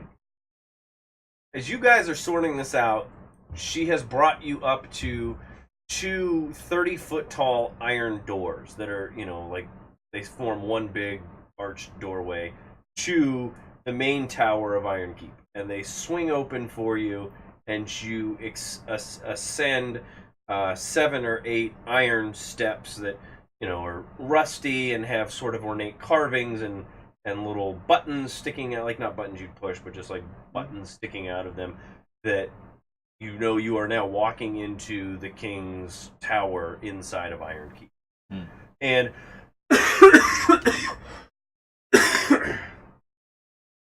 she leads you into a big hallway.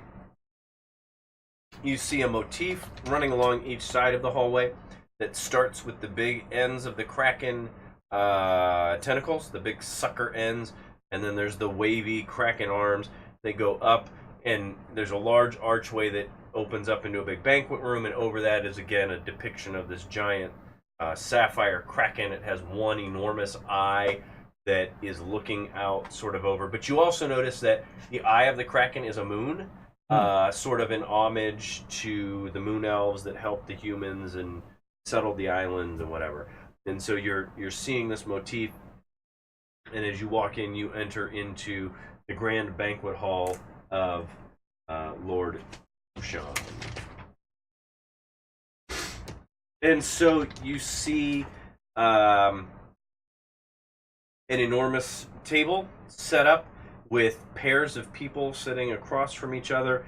At the middle of the table is an iron throne that is a replica of the tower. So you see just kind of rusty iron with sort of parapets or whatever going up. And seated in there is a very handsome human male wearing an iron crown that is dotted with sapphires and light yellow diamonds that are very, very pale yellow. They're not a bright yellow. And your Lady Moon Elf guide introduces him as Lord Ushan. He stands as you enter the room. He's 6'2". He's blonde, striking green eyes, very thin build, but very regal or royal looking. He is clothed in very, very fine linens that are layers of silver and white and pale yellow, and there are sapphire accents on his clothes. So everywhere there's stitching, it's sapphire thread. You also notice that he's wearing 2 hourglasses on his sleeves, and they mirror his walking staff. His walking staff is sort of shaped like an hourglass with a thin silver ball that looks silver and sparkly, but as you approach you realize it's just a clear ball but has sort of silver swirls inside of it that appears like diamond dust has been crushed up in this. And as he's standing there, the dust is just contained in the ball. It's not like it's moving up and down like it's an hourglass, right? So the entire time that we're walking in and seeing Ushan and his magnificence, Brimm is looking at Theren and comparing the two of them at like, this is a moon elf, Theren's a moon elf. No, he's not a moon elf. He's a human? He is a human. Oh. Yeah. He's a really big human then. He is. He's 6. I mean, You said he's 6'2". A probably prime human specimen that you would see. And so it makes sense that the moon elves would respect him, and it makes sense that all of the humans would elect him and make him their king in dealing with the moon elves. Because moon elves are very prim and proper and very good-looking people. Yeah. Except for Theren, which is weird. He is the ugliest of all moon elves. The ugly duckling. No, so he's not a moon elf. He's definitely human. And you see 5 pairs of people that are seated at this. There's 2 long tables, so there's 3 on one side and 2 on the other, and then your settings would be on the far right side where there's 2 open places. Well, at the very least, Brimm is comparing Theren and his staff. Okay. The glass staff of Theren. Oh. And the This makes Theron's glass staff look like a glass trinket. ornate. To be fair, I took this off a dead body. I did not. That's right. I looted this from a body. So back off. So much And to chill. he's just like, I wonder if we could get you a better staff here. So the glass How staff attached are you to that staff? is imbued with some Ushan? great properties. Theren bows and very properly introduces himself and Brimm, both by name and as the representatives of Lord Pure Iron and Waterdeep here at His Majesty. So as you say that, he lets out a very deep belly laugh and says, "We're all here then! I didn't think Lord Pure Iron was going to enter again. Please come in, have a seat." I head to my seat. Brimm goes to his. Okay, so as this happens, Brimm gets a weird feeling of deja vu, and he just almost like you know how when you go over a bump, sometimes your stomach does a flip. Mhm. Like you just feel that way inexplicably. You feel like just deja vu hit you. And everyone sits down and begins to eat, and there is amazing food, lots and lots of seafood, swordfish and jellyfish are here, and there is shark fin and squid, and it's all been prepared with sauces and spices, and it's clear that this is, an important dinner that everyone's here. And as you're seated, Ushan begins to go over the race. Now, the race is the day after tomorrow. It starts at sunrise because that's when the Kraken attacked 3,000 years ago. And as in years past, we'll release the ink into the water to commemorate the way that the Kraken announced his attack on all of the Moonshae Isles. And as he says that, walks around the table and holds a vial of like Kraken ink or squid ink. He tells you it's Kraken ink, but I mean it looks just squid ink. And he puts a drop in everyone's cups, including his own, and he holds it and drinks it. And so there's no question he's not trying to poison all the contestants. He's just this is symbolic of like this thing attacked us, and now we're going to commemorate our defeat of it. And he lays out kind of points behind him, and it sort of unfurls this giant map of the Moonshae Isles. And on the map is your course that's been plotted out to run this. Let's map. Yes. So on the map, there's a big X. Did I put you guys on this map too already? Sea of Moonshae. Yeah. So to the south of the Sea of Moonshae is Iron Bay. And Iron Bay is where the race will begin. The race will begin when the ink is released and the water turns black and the gate opens. So what's going to happen is the water is going to recede rapidly, 6 ships are going to hit, and you're going to take off. And you're going to go draw it out. So you start here. You're going to go up into the Sea of Moonshae, through this tiny strait here, around the Northern Isles,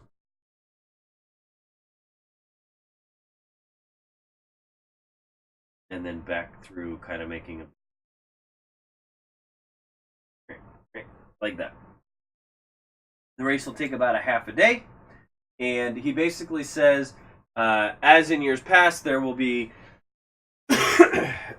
complications along the way. There'll be trials and obstacles that you'll overcome. Some will be man and elf made, others will be natural, but no one will know what's coming until the day of the race. Not even, and he points to the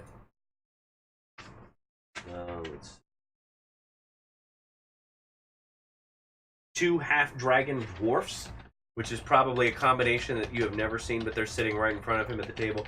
He says, even my team here won't know what's coming until they encounter it. This is a fair race, and just because we've won for the last 20 years doesn't mean that the crown is not up for grabs this year.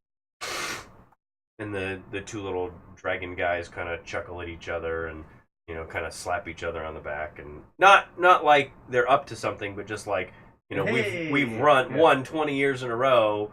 Who's gonna take us? Yeah. And with that, dessert begins to flow in, and sweets are served, and cakes and pies and ice cream, and Theren very, very politely and properly eats everything. Like he's getting down on this. This is not a formal. It is a formal occasion in that you are in the presence of the king, but you're also there with 10 other, essentially just sailors. Mm-hmm. And so, I mean, I can describe the groups. There's the 2 half-dragon dwarves that are dressed like pirates. They're not wearing anything fancy. They've got the bandanas on and gold teeth put in and lots of jewelry all over them. If you are standing looking at the king, they are to his right. Immediately to the king's left are 2 kenku. And kenku are bird-like creatures. They have bird beaks and bird heads, but their feathers are real thin, and they're humanoid in shape. They both have shark skins, like for hats, or not skins, but fins for hats that they're wearing on the back of their head. And other than that, they are dressed like you would imagine sort of World War II pilots to be dressed, in brown jumpsuits with little goggles that are pulled up over their heads, and they're sitting and pecking. To their left, on one side is a half orc, and across from the half orc is a dwarf. So a very odd combination, very, very large half orc and a very, very small dwarf. And they both have very, very thick glasses on, and they're wearing very thick leather coats, and they are the slowest moving of everyone here. They are not in a hurry. They are kind of pecking at their food, and just almost like they're drugged, but they're not. They're just real deliberate and real slow in everything they're doing. Next to them is a human and an elf wizard. Nothing remarkable about them. It looks like any other human and any other elf wizard you could have bumped into along your journey. Dressed in normal clothes, nothing fancy. Sitting in between the 2 of you and the 2 half-dragons are 2 female elves. But they don't look or dress like traditional female elves. Their hair is blonde in color, but it is cut and sort of in big spikes sticking out in different directions. The other has a very, very short pixie cut. They have almost like kimonos on, and on the back of kimonos are very large, exaggerated animals, like baby animals, on the back of them. And they are just chattering back and forth the whole night, making noise, laughing, eating with chopsticks. They are just cutting up and being really loud. And then there's the 2 of you that are on the end. So there's 6 teams altogether? Yes, okay. That entered the regatta.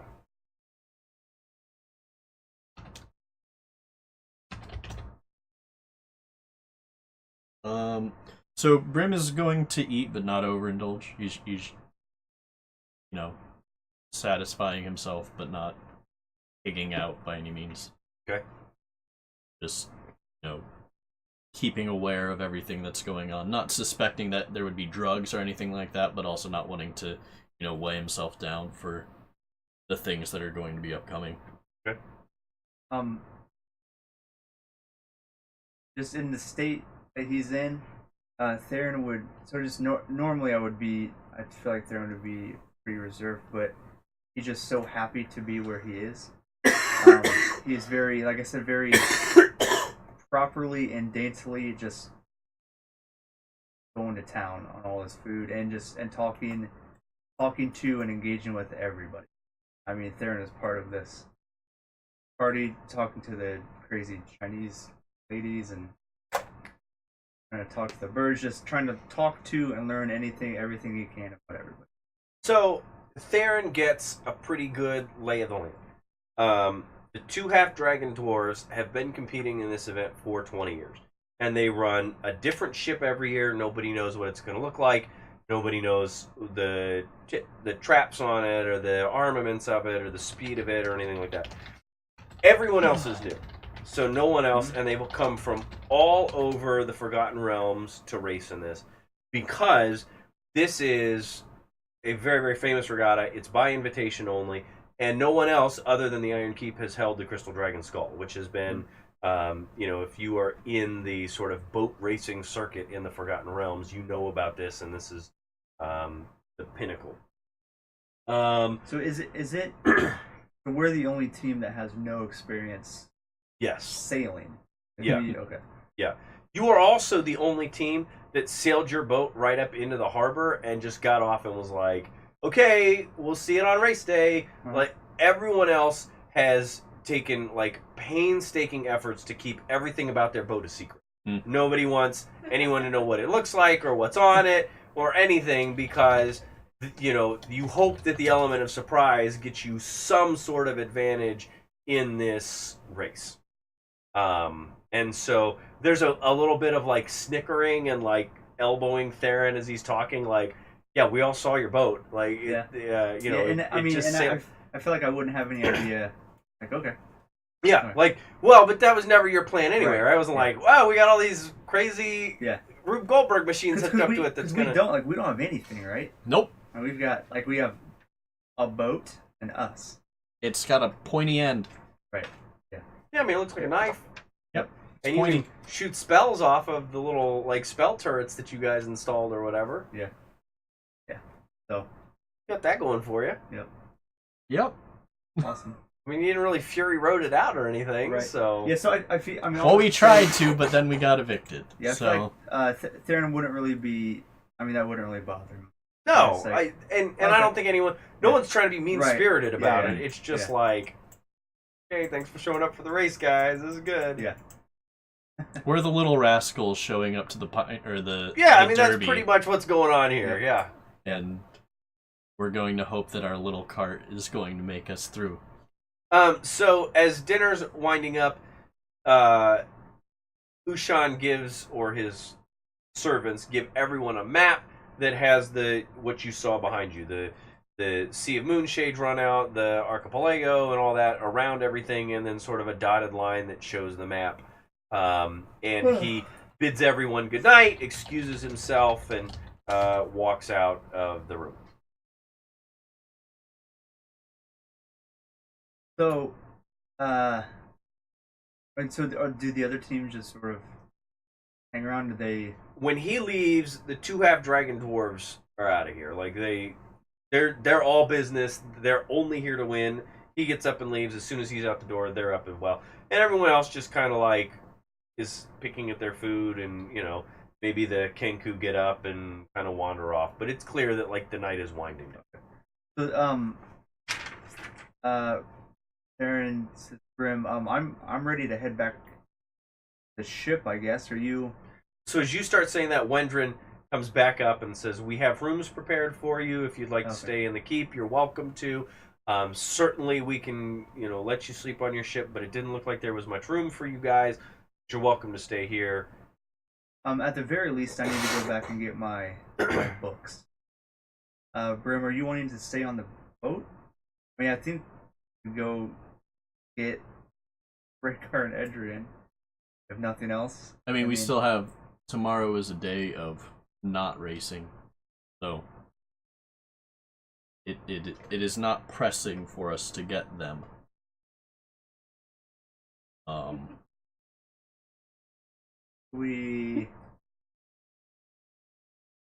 This is where sort of out of character. Are we? How much further? Like, how far do you want us to go without them? Totally up to you guys. You can't run the race without. Right. Obviously. Right. But I deliberately designed this area to give you guys 2 ways to get the skull.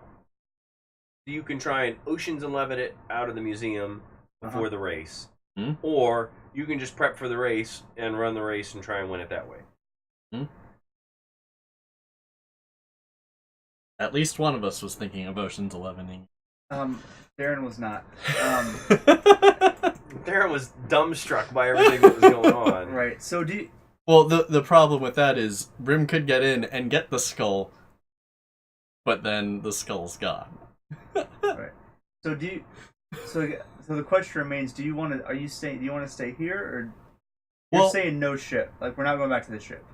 Brimm, right now, having seen these two wizards that are at dinner, he is on a mission to get this smoky jerk off of him. Okay. So I so mean, if you can wait until morning, give me the night to learn the spell magic. the other thing is like, if doing this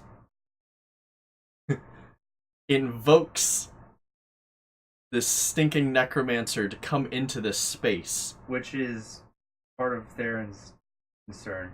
Brimm would rather have more people who could potentially fight it than it just be Brimm and Theren in a room with this necromancer who destroyed us in our last fight. So are you thinking these people are Rhaegar and Edrian, or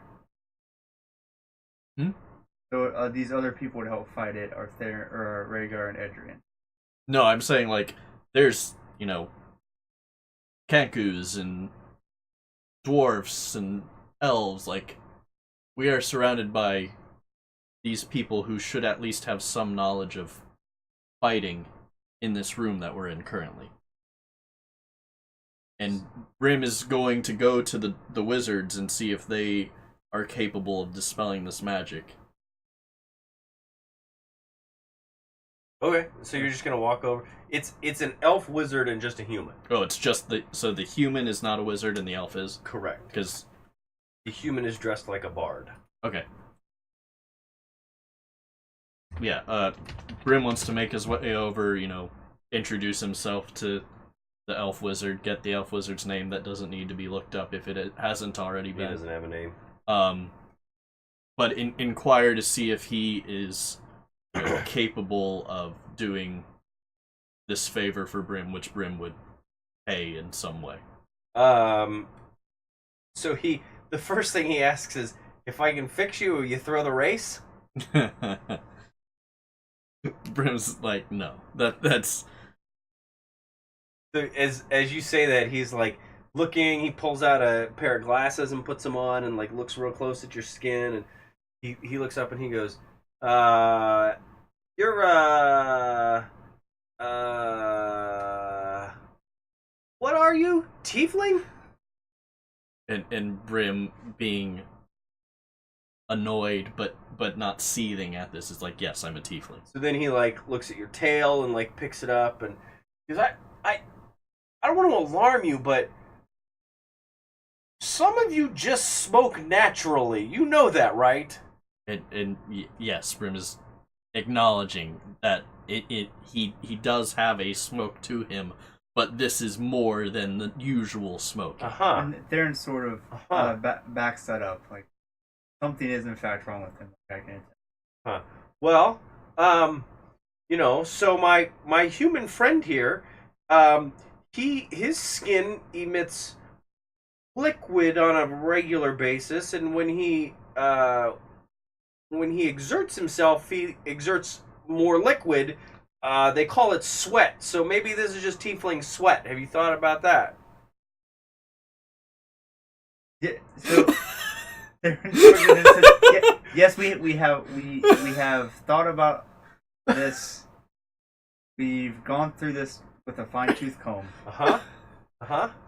I don't know dispel magic. Do you know dispel magic? Oh yeah. Can you just wait a minute? What kind of wizard doesn't know dispel magic? So I guess not. It's in my book. That's not prepared. I don't have it prepared. Oh sure. So he pulls out his wand and he's like tapping it on his chin. Dispel magic. I know that one. Okay. Roll initiative.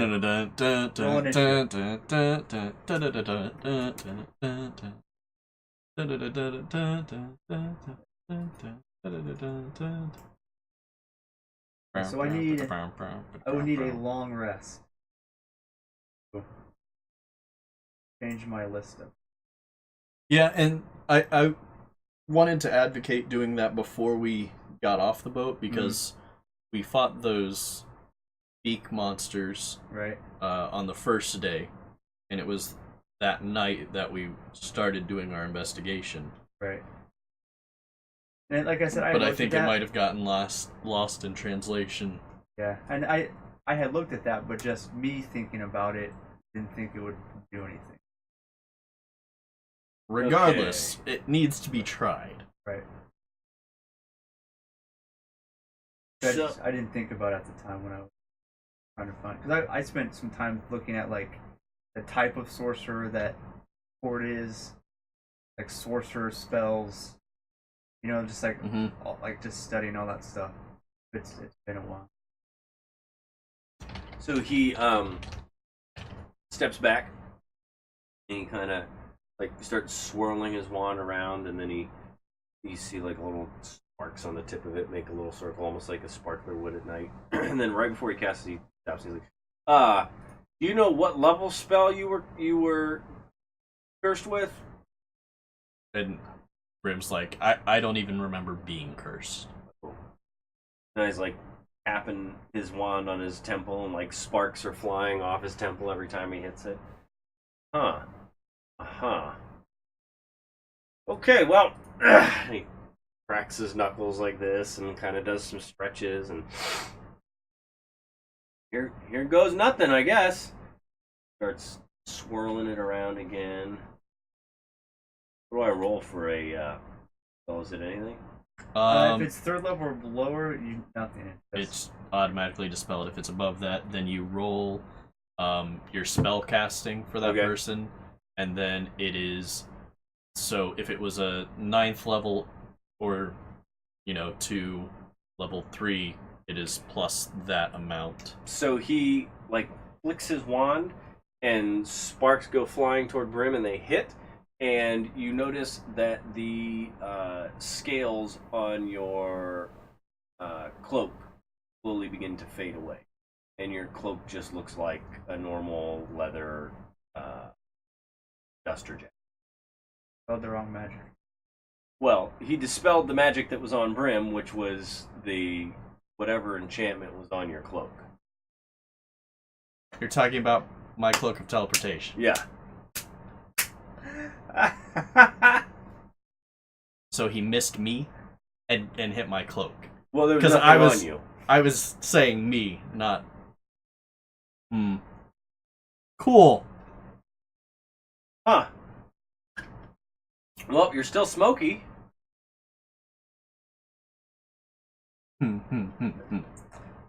Uh-huh.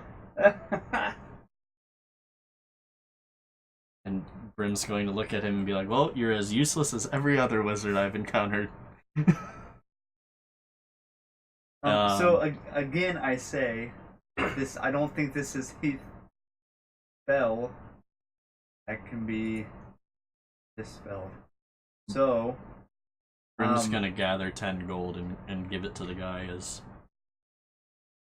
recompense for his dispelling of my magical cloak. Takes your gold, and he and the bard turn, and he casts the teleportation spell, and the two of them teleport off in a puff of blue smoke.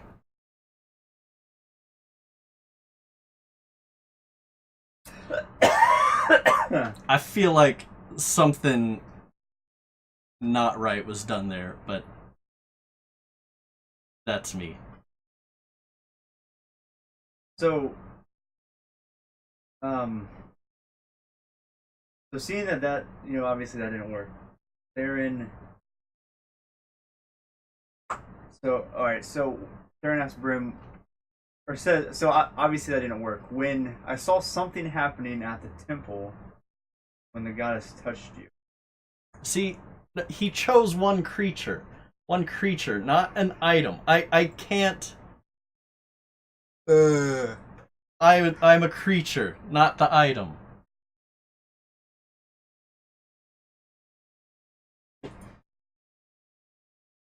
And I think my cloak would have had a much higher, because it didn't have a spell cast on it, to have a difficulty check that would be.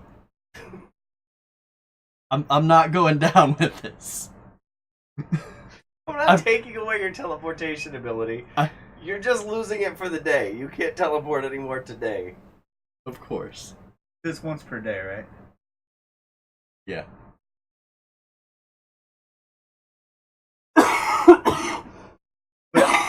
I mean, at least what Theren sees is he casts an understanding how this spell would work.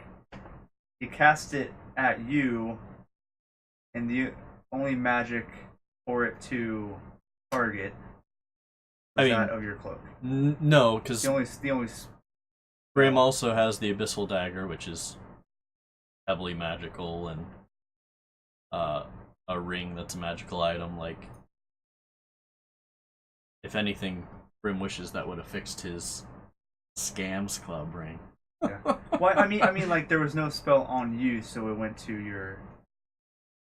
Or it was cast, it wasn't cast well enough to dispel the. Or the guy's your competition, and he's just being a jerk. If that's the case, then he's dead on the. But you don't. There's no way for you to know. Yeah. Exactly. So what do you want to do now? So at this point, Brimm's ready for a dream. Okay, hoping that something can be had from this. So we're staying here in the castle. Well, I mean, if you want to get your books, we can go to the ship and yeah, that's fine. Yeah, and get your stuff. But I think it makes sense to be with the rest of the goings on there. Okay. Well, and Adrian and Rhaegar can just join you and be in the rooms and sleep some more, because why not? Tell them what's going on. I'm sure they were just maintaining the boat all day. Yeah, I mean, and I'm sure there was some lots of swabbing the deck. Mm-hmm. I'm sure there was some, part of that envoy that initially met us, sort of told them what, they weren't just like, right. On a boat. That's what Rhaegar did the entire day. He's saying, "I'm on a boat," over and over. Just standing there, like with his in a Captain Morgan style stance, going, "I'm on a boat." I like it. You get your books. Head back to the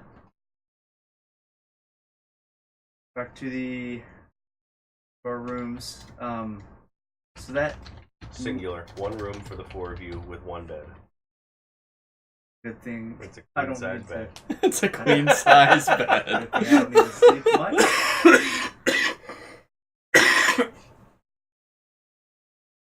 I'm just kidding. Everyone has their own. So overnight, this part, and I mean, so Theren, sort of meditates for a while. That's his. Before Brimm goes to bed, he wants to inquire if there's anything that Theren can cast on him to make him dream while he sleeps at night. Sleep, but I mean, if your issue is going to sleep, I can. I mean, that hasn't been the issue. The issue has been he sleeps and hasn't dreamt. Yeah, I mean there's nothing that I know of that would.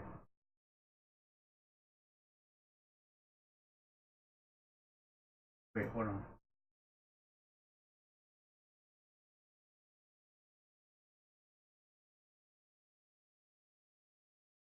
Nope. So there's a level 5 spell called Dream. Hmm. Oh, but it's like use it to shape somebody's. So I can make you dream stuff. So like it would be of my choosing. So if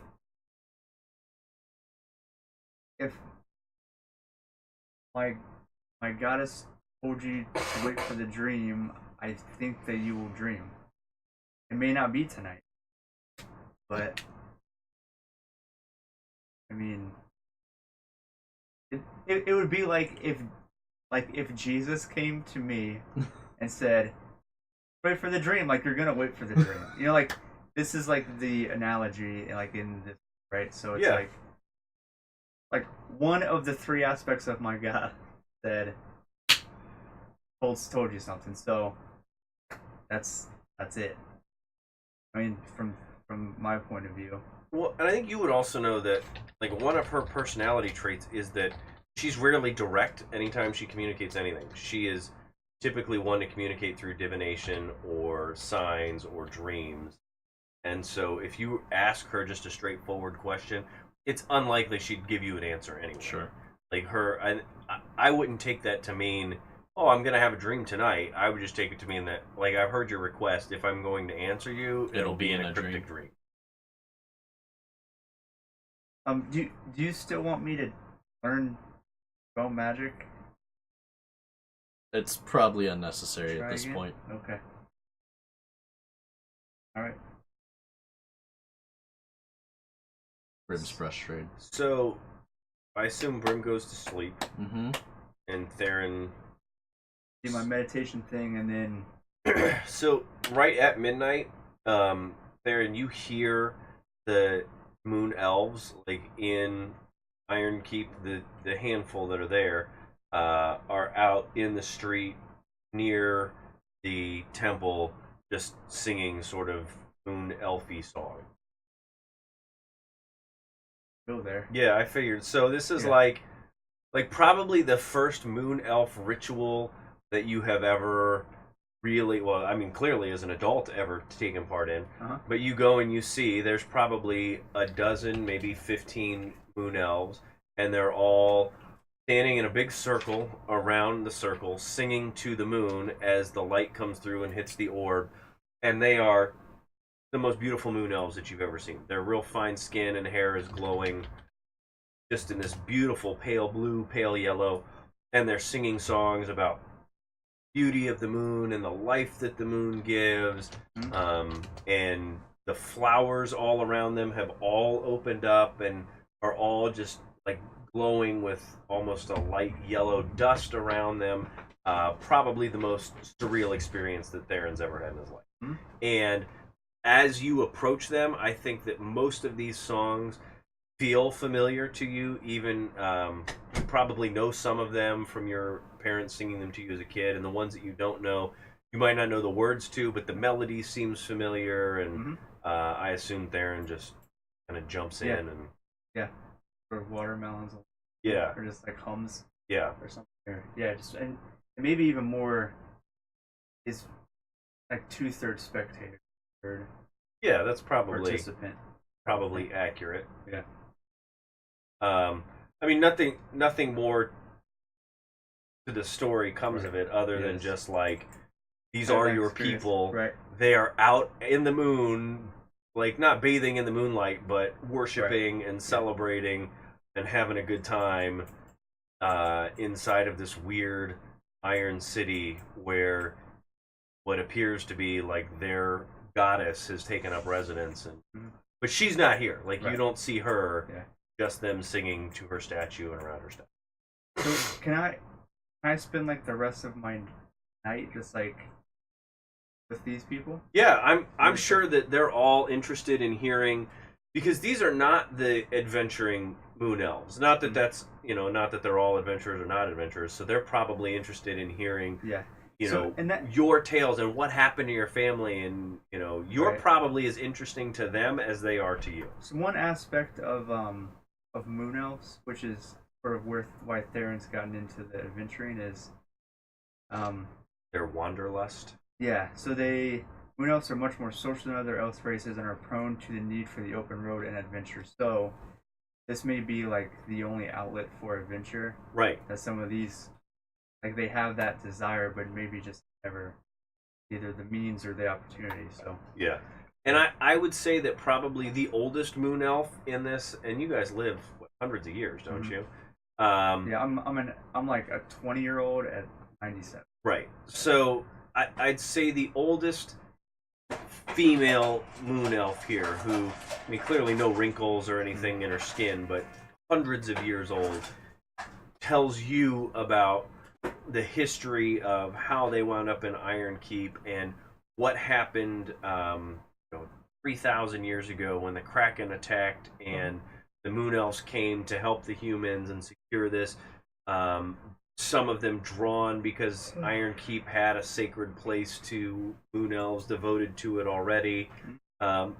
You learn that most of them came from Waterdeep, that they had been in Waterdeep before, and that they heard from whatever Sanine, Moonbow, just sort of the internal call to come out here and help the humans defend Iron Keep. That it to the Moon Elves was something special. And they tell you that the museum was set up by the Moon Elves so that the humans would remember forever the sacrifice that the Moon Elves paid, and that they inhabit this space because the Moon Elves came to their rescue. And they all tell you great stories that Horzy and Ushan, every single one of them has had an encounter with him in person, and every single one of them has had a good experience with him. But none of them remember actually the first time they met him, which is weird because these are, hundreds of year old elves and he's a human, but none of them remember a day that he wasn't there. But they also don't remember him 100 years ago. So it's just like at some point everyone knew that he was here and knew he was their friend, and then he sort of united the humans and established better formal relations between the human government and the government.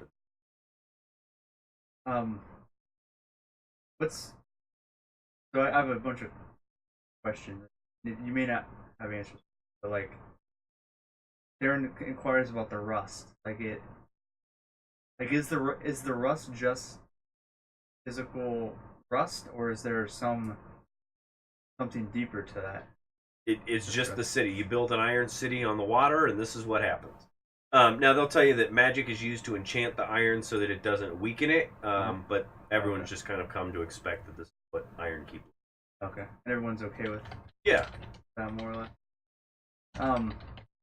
I'd say it's probably why the humans are here and not the elves, because, if it was the elves, they'd probably take to repairing it and making it look shiny and pretty again. Gotcha. But, yeah, the humans are... Okay.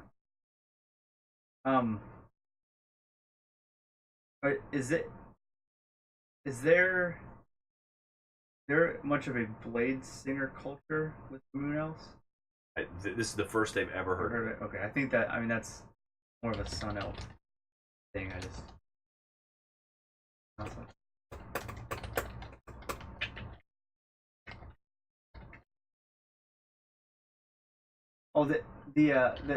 Is there any sort of lore or history about the Crystal Skull that maybe they can provide that? So the skull was here when the Moon Elves arrived. Okay. Which has always confused the Moon Elves, because the humans insist that the Moon Elves carved the skull. And the humans get to that because of the craftsmanship of the skull and the fact that it's clear, so it lets the moonlight in, and it seems to almost swirl with moonlight. So the humans have always assumed that there's an elven connection to the skull. But the elves have always insisted that it was there when they arrived, and that the humans had it before the Moon Elves arrived. But beyond that, nobody knows much of anything about it, other than it's a carved crystal skull.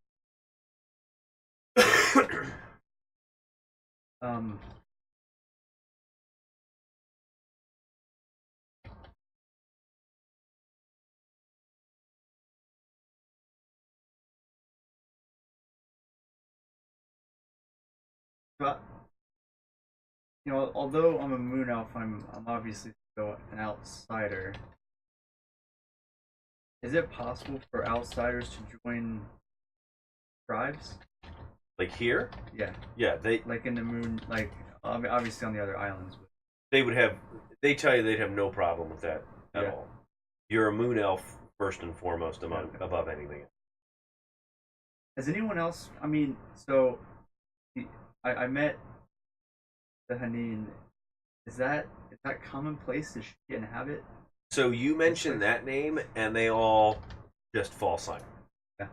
Like no one has ever seen her here before. No one knows. Yeah. Like they know this is her temple. Uh-huh. They know this is sacred to her, but none of them have any idea what you're talking about.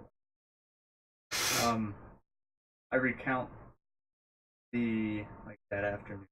So they're And then- all like hanging on every last word that you're giving them, and it's clear to you that that was some sort of sacred bond or encounter.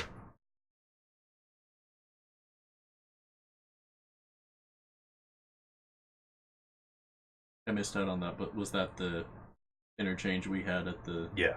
Yeah, like She isn't normally there. yeah, like her, She like, just was. yeah, she when doesn't we were like there. tend the garden, right? So Right. Nobody tends the garden.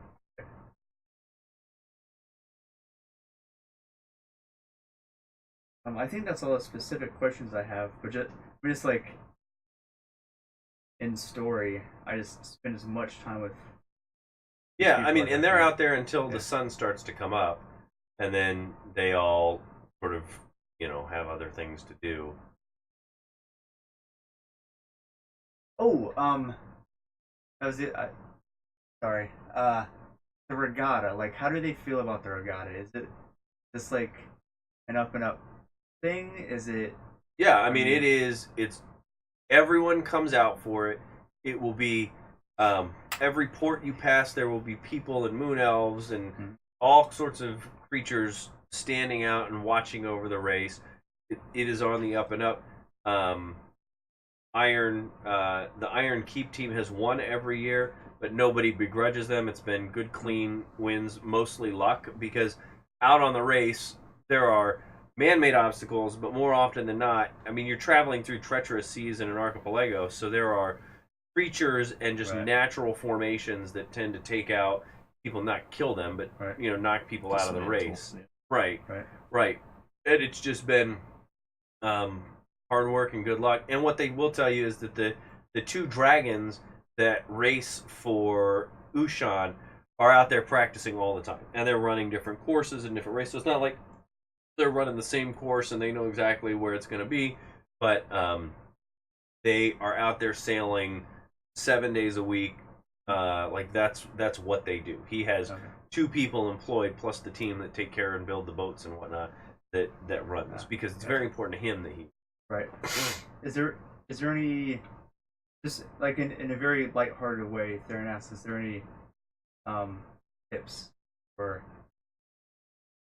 Yeah, I mean, they're just like, it's anyone's race. You just got to run a good race. right. Gonna party it up with my info. Cool. And Brimm has lots of dreams, right? Brimm sleeps soundly all night long.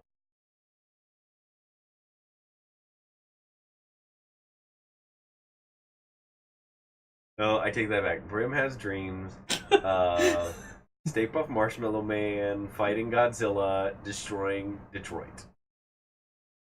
Brimm's like, well, Detroit's gone anyway. Not like anything bad really happened there.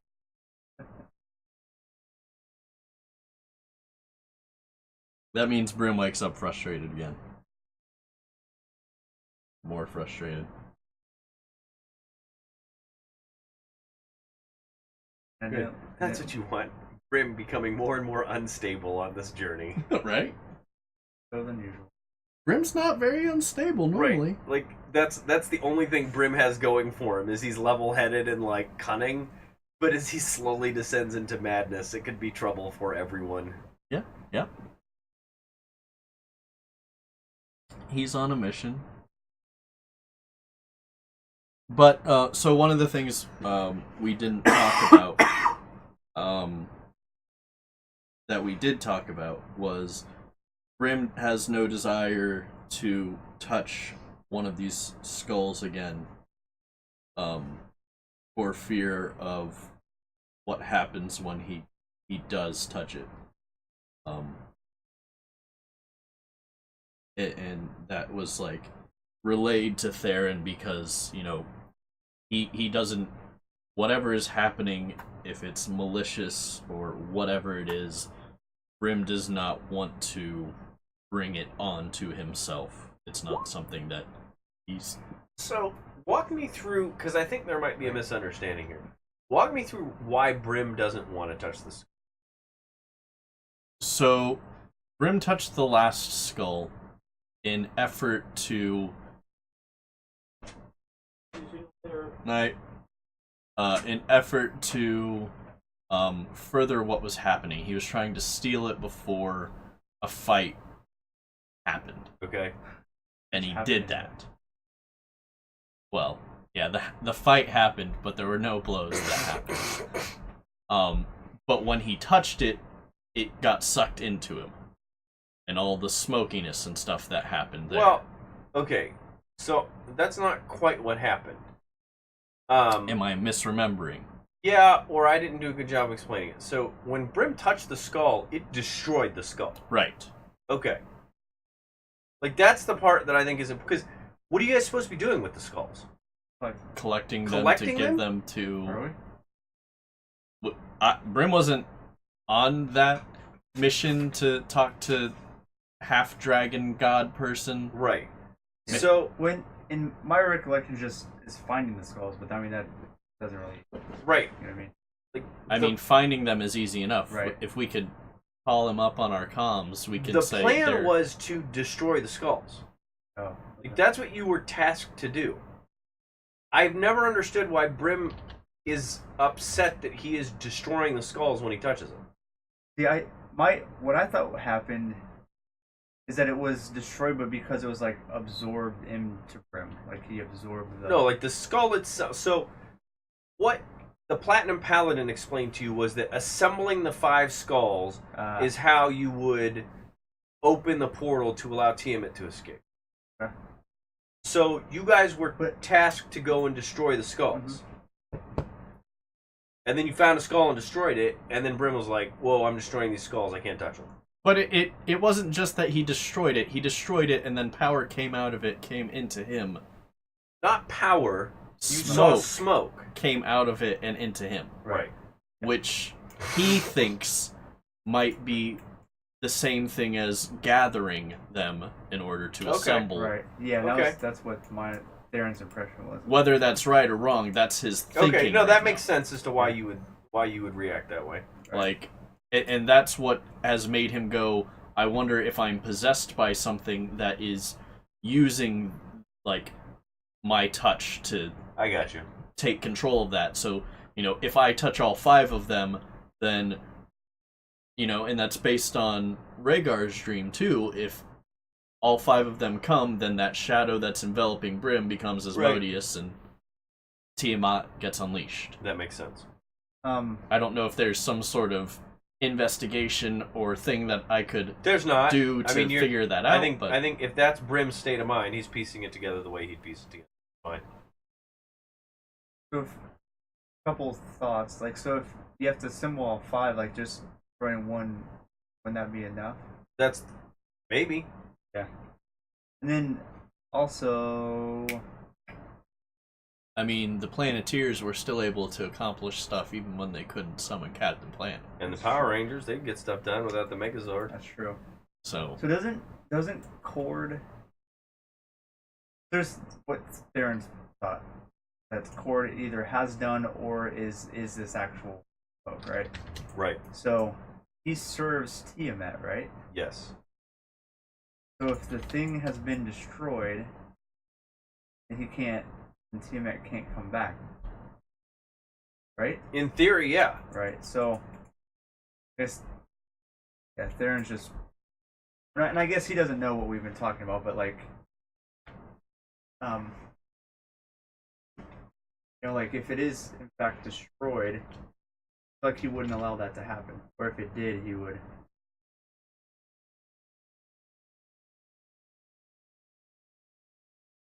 All of these are good theories. the good fan theories in regards to Yeah. the game. But did you legitimately want to try to steal this skull? I mean, it is. Brimm has the means to get into a place and touch the thing, which will likely destroy the thing in the same way that the previous one was destroyed. Brimm lacks the ability to get out of the place.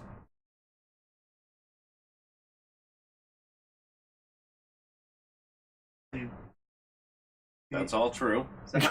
So, So the guards would open up the museum and there would be Brimm inside of the case with or without the dragon Acting skull. like a dragon skull. He would use disguise self to disguise self as a dragon skull for the entire day. So one thing to consider though is that the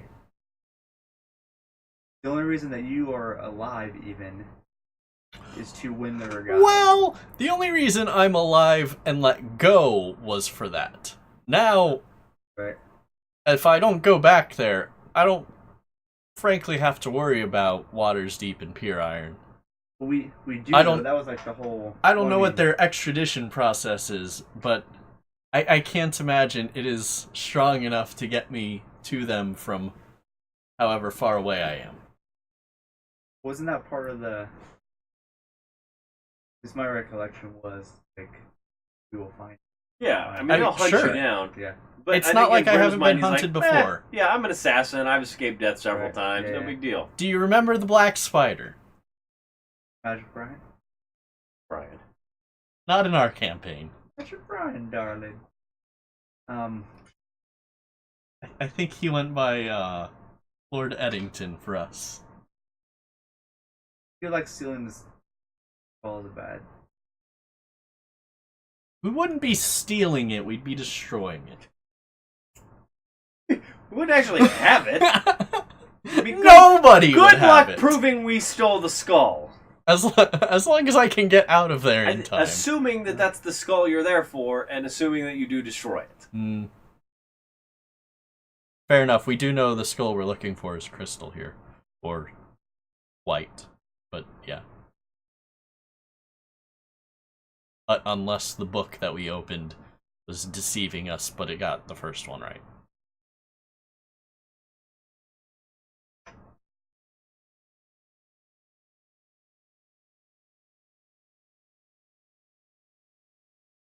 I think we should just gotta. If we lose, we can do. And nonsense. Brimm disappears in a puff of smoke and appears in the dragon skull cage. Well, if think about it. If we lose that, it's the same consequence as if I steal it or anything else happens, as far as Waters Deep is concerned. Right. So If we do not win that race, then the three of us who were pardoned are still wanted criminals. right. Are you wanting to do that to just go ahead and do it, or my thought is we do the regatta. I mean, Brimm's not impulsive. Right. That is not something that marks Brimm. So Yeah. So let's do the race. in fact, his personality trait is he always has a plan for what to do when things go wrong. So Do the race. Hopefully we win. We get the skull. Do whatever. Because Purine doesn't want the skull. Right, He just wants to win. right. he wants the victory.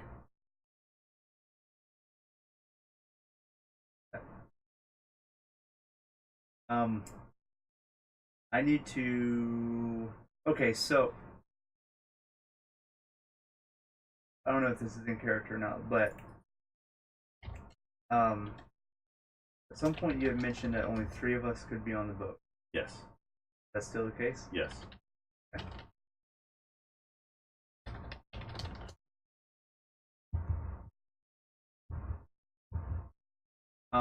Why were all the other teams too? Well, because originally only 2 of you were going to be on the boat when the party of 3. Ah. Do we know what happens to the other person who's not Yeah, just a spectator? they're going to spectate. Likely what'll happen is Ushan will invite them on his fight them on his boat because he'll travel with the race at a distance. Watch everything. Chris, what's your thought for the race team?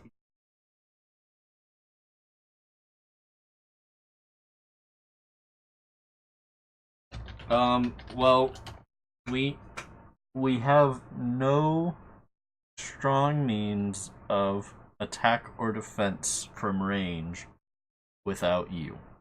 Okay. Somebody has to be fueling it, and somebody has to be guiding it. Like, these are the three positions for the boat.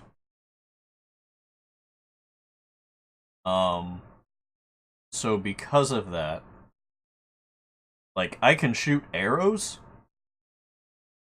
and that could substantially hurt people, but anything beyond me shooting at people is kind of a waste. Like, if I'm shooting arrows at boats, Right. I don't think I have a quiver large enough to make that effective. So just from conversation with people, and is this more of a race than a battle, or is it sort of equal parts? I would say equal. Did you ever watch those wacky races, Hanna-Barbera's wacky races? Dick Dastardly. Yes, it's And going to be Muttley. like that. And we're also not trying to kill people. No, but there's nothing to stop you from jumping on and sinking their boat or whatever. Or stop them from jumping on your boat and sinking your boat. But it may not be a good idea to I can tell you one thing. kill all the crew. I'm shooting a wizard with my bow. Or I'm stabbing a wizard with my bow. That's gonna happen. I mean, I'm not gonna stab him with my bow. I'm gonna stab him with a dagger, but...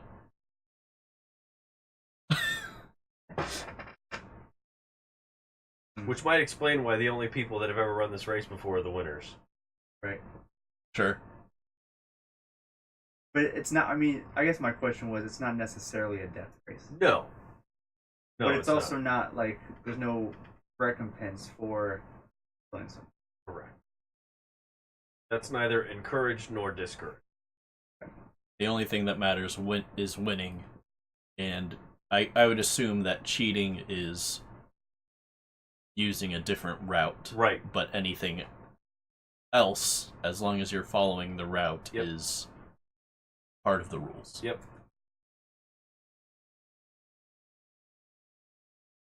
Okay, so I need to revamp my spell list. We need to have a talk with. So Robert needs to be part of a discussion where I think his role will be to buff all of us as much as he can prior to the race. Before the race? I don't think he's on the boat, right? Yeah, so... Or would you rather have him than Rhaegar? Yeah, that's one of the problems, is that he also has the ability to cast the damage-dealing spells. And from a utility standpoint, Rhaegar has the least to offer on this race. That being said, we still need somebody to be shoveling coal into... And potentially someone who can go do damage on a boat. If we're up next to a To boat. protect the boat. Right. Or if somebody's on our boat to defend it that way. Right. That's definitely a thing. So maybe Brimm is the one who sits this out. It almost feels like.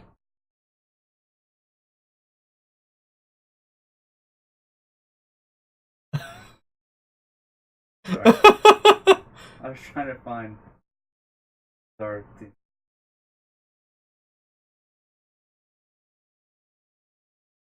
Since Adam's not here. I like it. Well, good. I'll have to come up with 5 other music things, and every time they introduce a boat, And they stay there. Barricade and Ashley. I like it. So you're thinking you set it out? I mean, Brimm's got a lot of combat stuff to offer, but So we do have to deal with boarding. mm-hmm.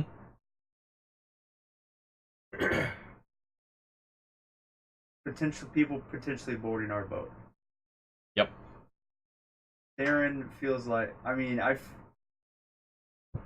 think if there's anyone who can like protect our boat, it's right. Or Rhaegar. If Rhaegar's down in the shoveling or whatever. I mean, the know. boat's not big enough that you wouldn't be able to go from one That's place true. to the other. Pretty quickly. Especially if someone sees someone jumping on the boat. Yeah. Imagine you can out of the steam room and land on the Okay. the only other thing was I was thinking is if Robert buffs us, that might use up all his spell slots. That's true. So I think we need to figure out like what, and maybe this is a conversation even for my stuff. Like, what are spells we think would be the best to have? In planning this, Brimm also wants to remind of the item he was able to purchase at That anchor thing. uh-huh, that can make a ship unmovable for one day. That wasn't bought at Scams Club. right. So it is effective. It will work. So is there anything else that we can or should or want to do without Robert, and really without Robert?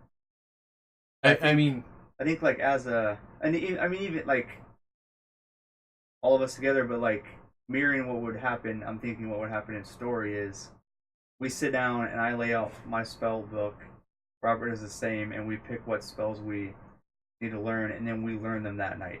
Yeah. sure, that makes sense. Yeah.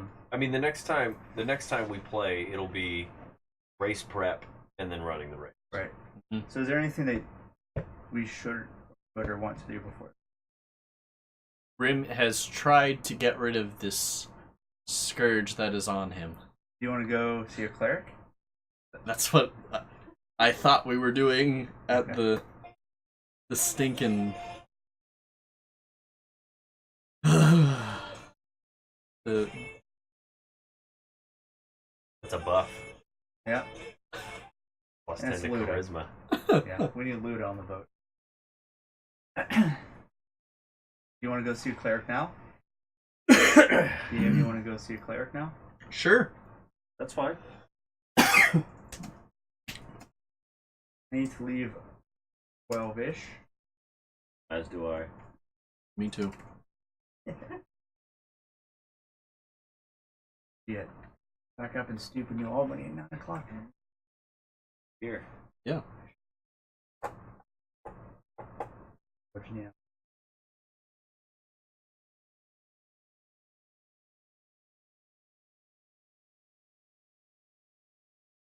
Hang on. I'm gonna play you, I think, all of the music that your competition's gonna open to. It's gonna be John Cena. Where's your sound on this laptop? Great question. It's probably just in the bottom right. Oh, it's muted. It's really quiet though.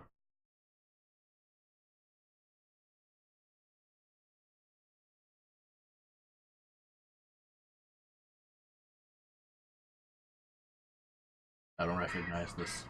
You do or don't? I don't.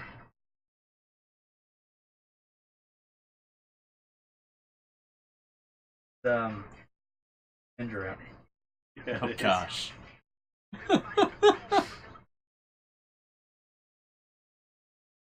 What's the thing? What's the thing that gets repeated 1,000 Go times? in that? ninja, go Yeah, there it is. ninja, go! Go ninja, go ninja, go! Is that the Kenku and Shark Cats? This is the this is your two female elves. Shouldn't they be hang on. some sort of K-pop or something? Yeah. I'm trying to find some good K-pop.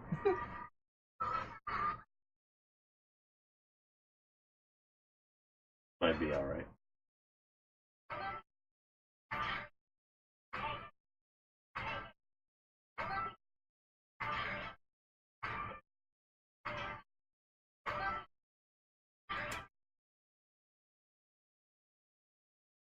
Try this.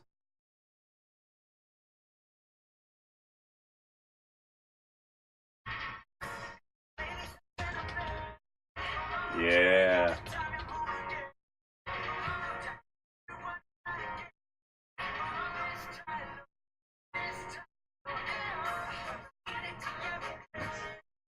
I don't know what this is, but this is what the two little elf girls come out to. I wish you guys could see this video.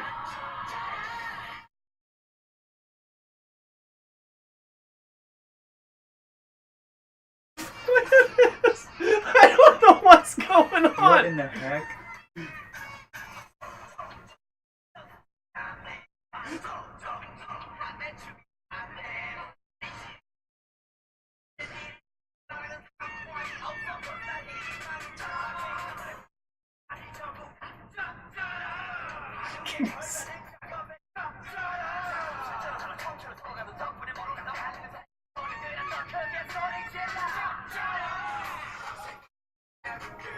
This is the one that this is what was weirding me out. What's that guy doing? He's like on a bow tie talking on an old school.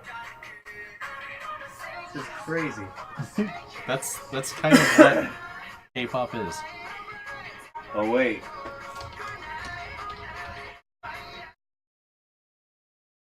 Might be even better.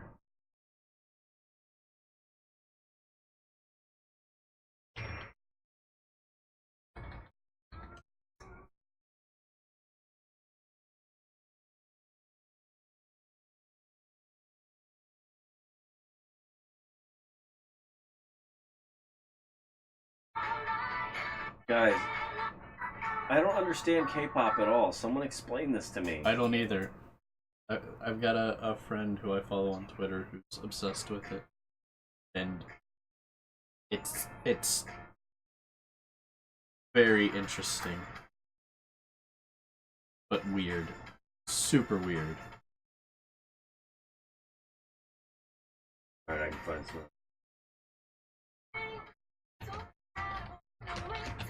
I have another option for our music.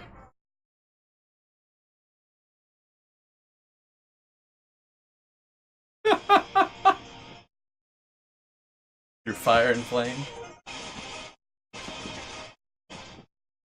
Us up there slinging fireballs.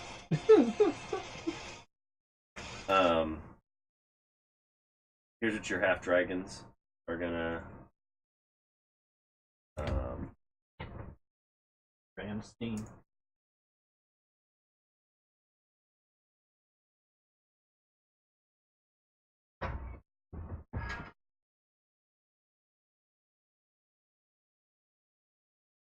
Here we go. Nice. Heck yes. That's fantastic. What?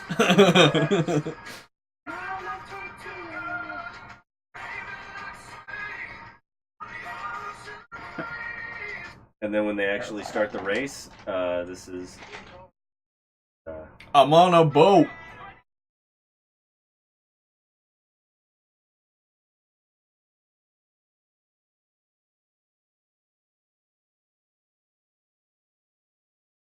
Nice. That's funny that their song and our song both have T-Pain. That's right. That's the common thread. Wait, this is actually the T-Pain race. Everyone has to have T-Pain in their intro music. Okay. The other two are gonna take a little time for me to find something good. But don't worry, I'll have like 4 months to pull it together. So Before all of us are together again, probably. Right. Where the race can happen. So like one of the motivations with getting whatever it is that is stuck to Brimm off of him is also seeing if he gets that done, and he thinks it's cord. If he gets that done, then he'll know if he touches it that it's not cord that is being empowered by the skulls. Mm-hmm. Regardless of whether or not that is what's happening, he wants to prove that it is. Right. And he at least now knows after talking to the Fey aspect that it is necromantic magic that was used on him. Though what that means and how long it should last is whatever. What he knows is that there's necromantic magic at work. Like, when you use the phrase specifically used on him, I'd be cautious about that. Well,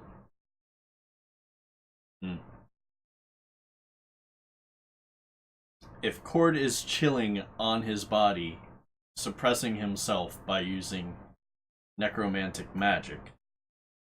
I mean, there's a lot of options. It could be Cord.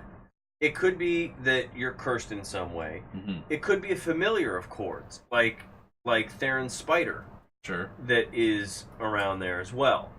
Or it could be some magic that you guys haven't seen before. I think it would have to be some magic that we haven't seen before, in that it's persisted so long since we've been around Cord. Right. Like, the ability to affect somebody with such a long-standing effect isn't normal. Like, I've seen Theren's spider, and it only lasts an hour. So knowing that this has been on Brimm for a week or maybe 2 weeks at this point, right, is troubling to him. And without having seen Cord do something to, cast that spell on him, obviously he disappeared and came back, and who knows what he did during that, but he hasn't seen Cord since then. Right, nobody has. And when they even inquired about it, they said Cord was gone. Yep. When all of this is done, I want you guys to remind me, tell you how your meeting with the Fae could have changed things dramatically for Brimm. If I had taken a favor. Well, just remind me of that, and I'll explain a lot about how all of this has come about. Because you're not wrong in your thinking, but I don't know that anyone in the party is advanced enough to piece together exactly how things are working and why they're working. Sure. On Brimm or through Brimm or in Brimm or around Brimm or whatever. Right. I mean, being on this side of things, I only know the effects of what is happening. Right. You see some things and you're trying to draw lines of correlation. I have causation. symptoms and I'm trying to figure out what is That's causing fair. these symptoms. Fair. And so, from that, it is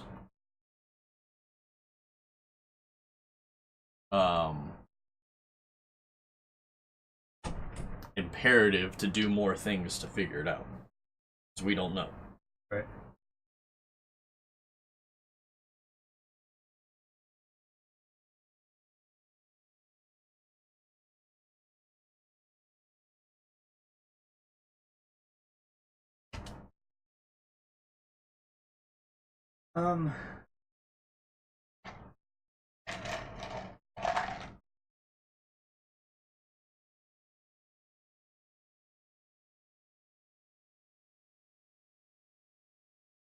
But finding a cleric, which is what, we were trying to do, they should be able to dispel a curse.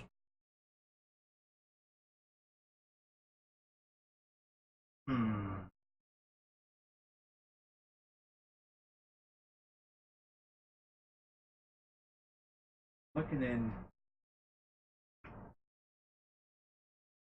like in necromancy spells.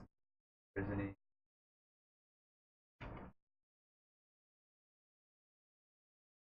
I will tell you from an out of character investigation that I did not find anything Yeah, me neither. that would last long enough to do the things that this spell has done. There are elements of this spell that are in different things, but it's been 2 weeks since that happened, and nothing there has that long.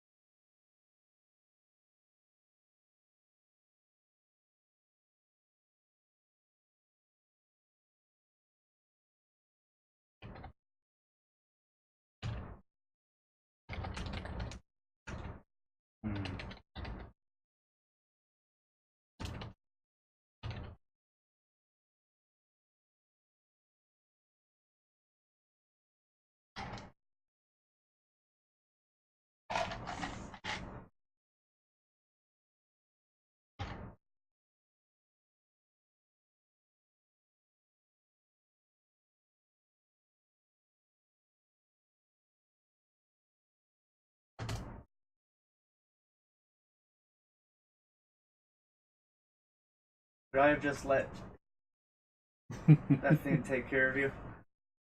No, because being indebted to somebody isn't something that Brimm is interested in. Having more or less been indebted to Lord Eddington over the way he fleeced him and got one over on him.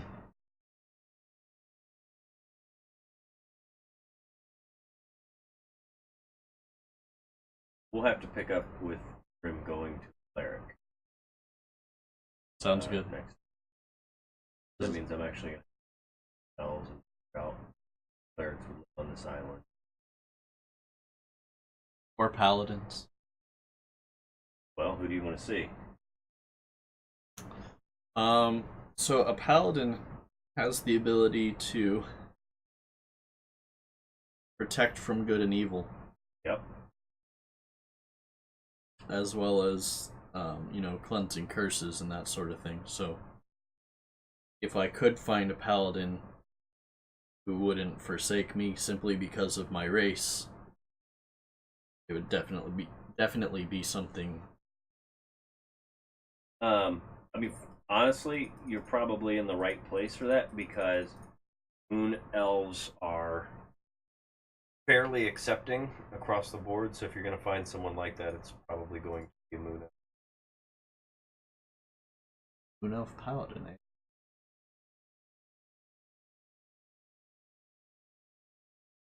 Well, I don't doubt.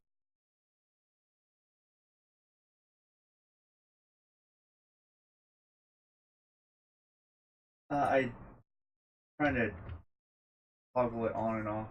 I cast. Okay. So, that reminds me. Spells that I would cast that you target make a thing in a space, like having it on a boat, to travel with the boat, or does the boat? I would say you can anchor it to it. That's one of them. That's like a defense spell we could use, and then just looking at other fog cloud. If I cast that on another boat, I mean, I would expect it to work the same way as if you cast it in a car, it would stay in that thing. Obviously, there's a little difference with a boat, but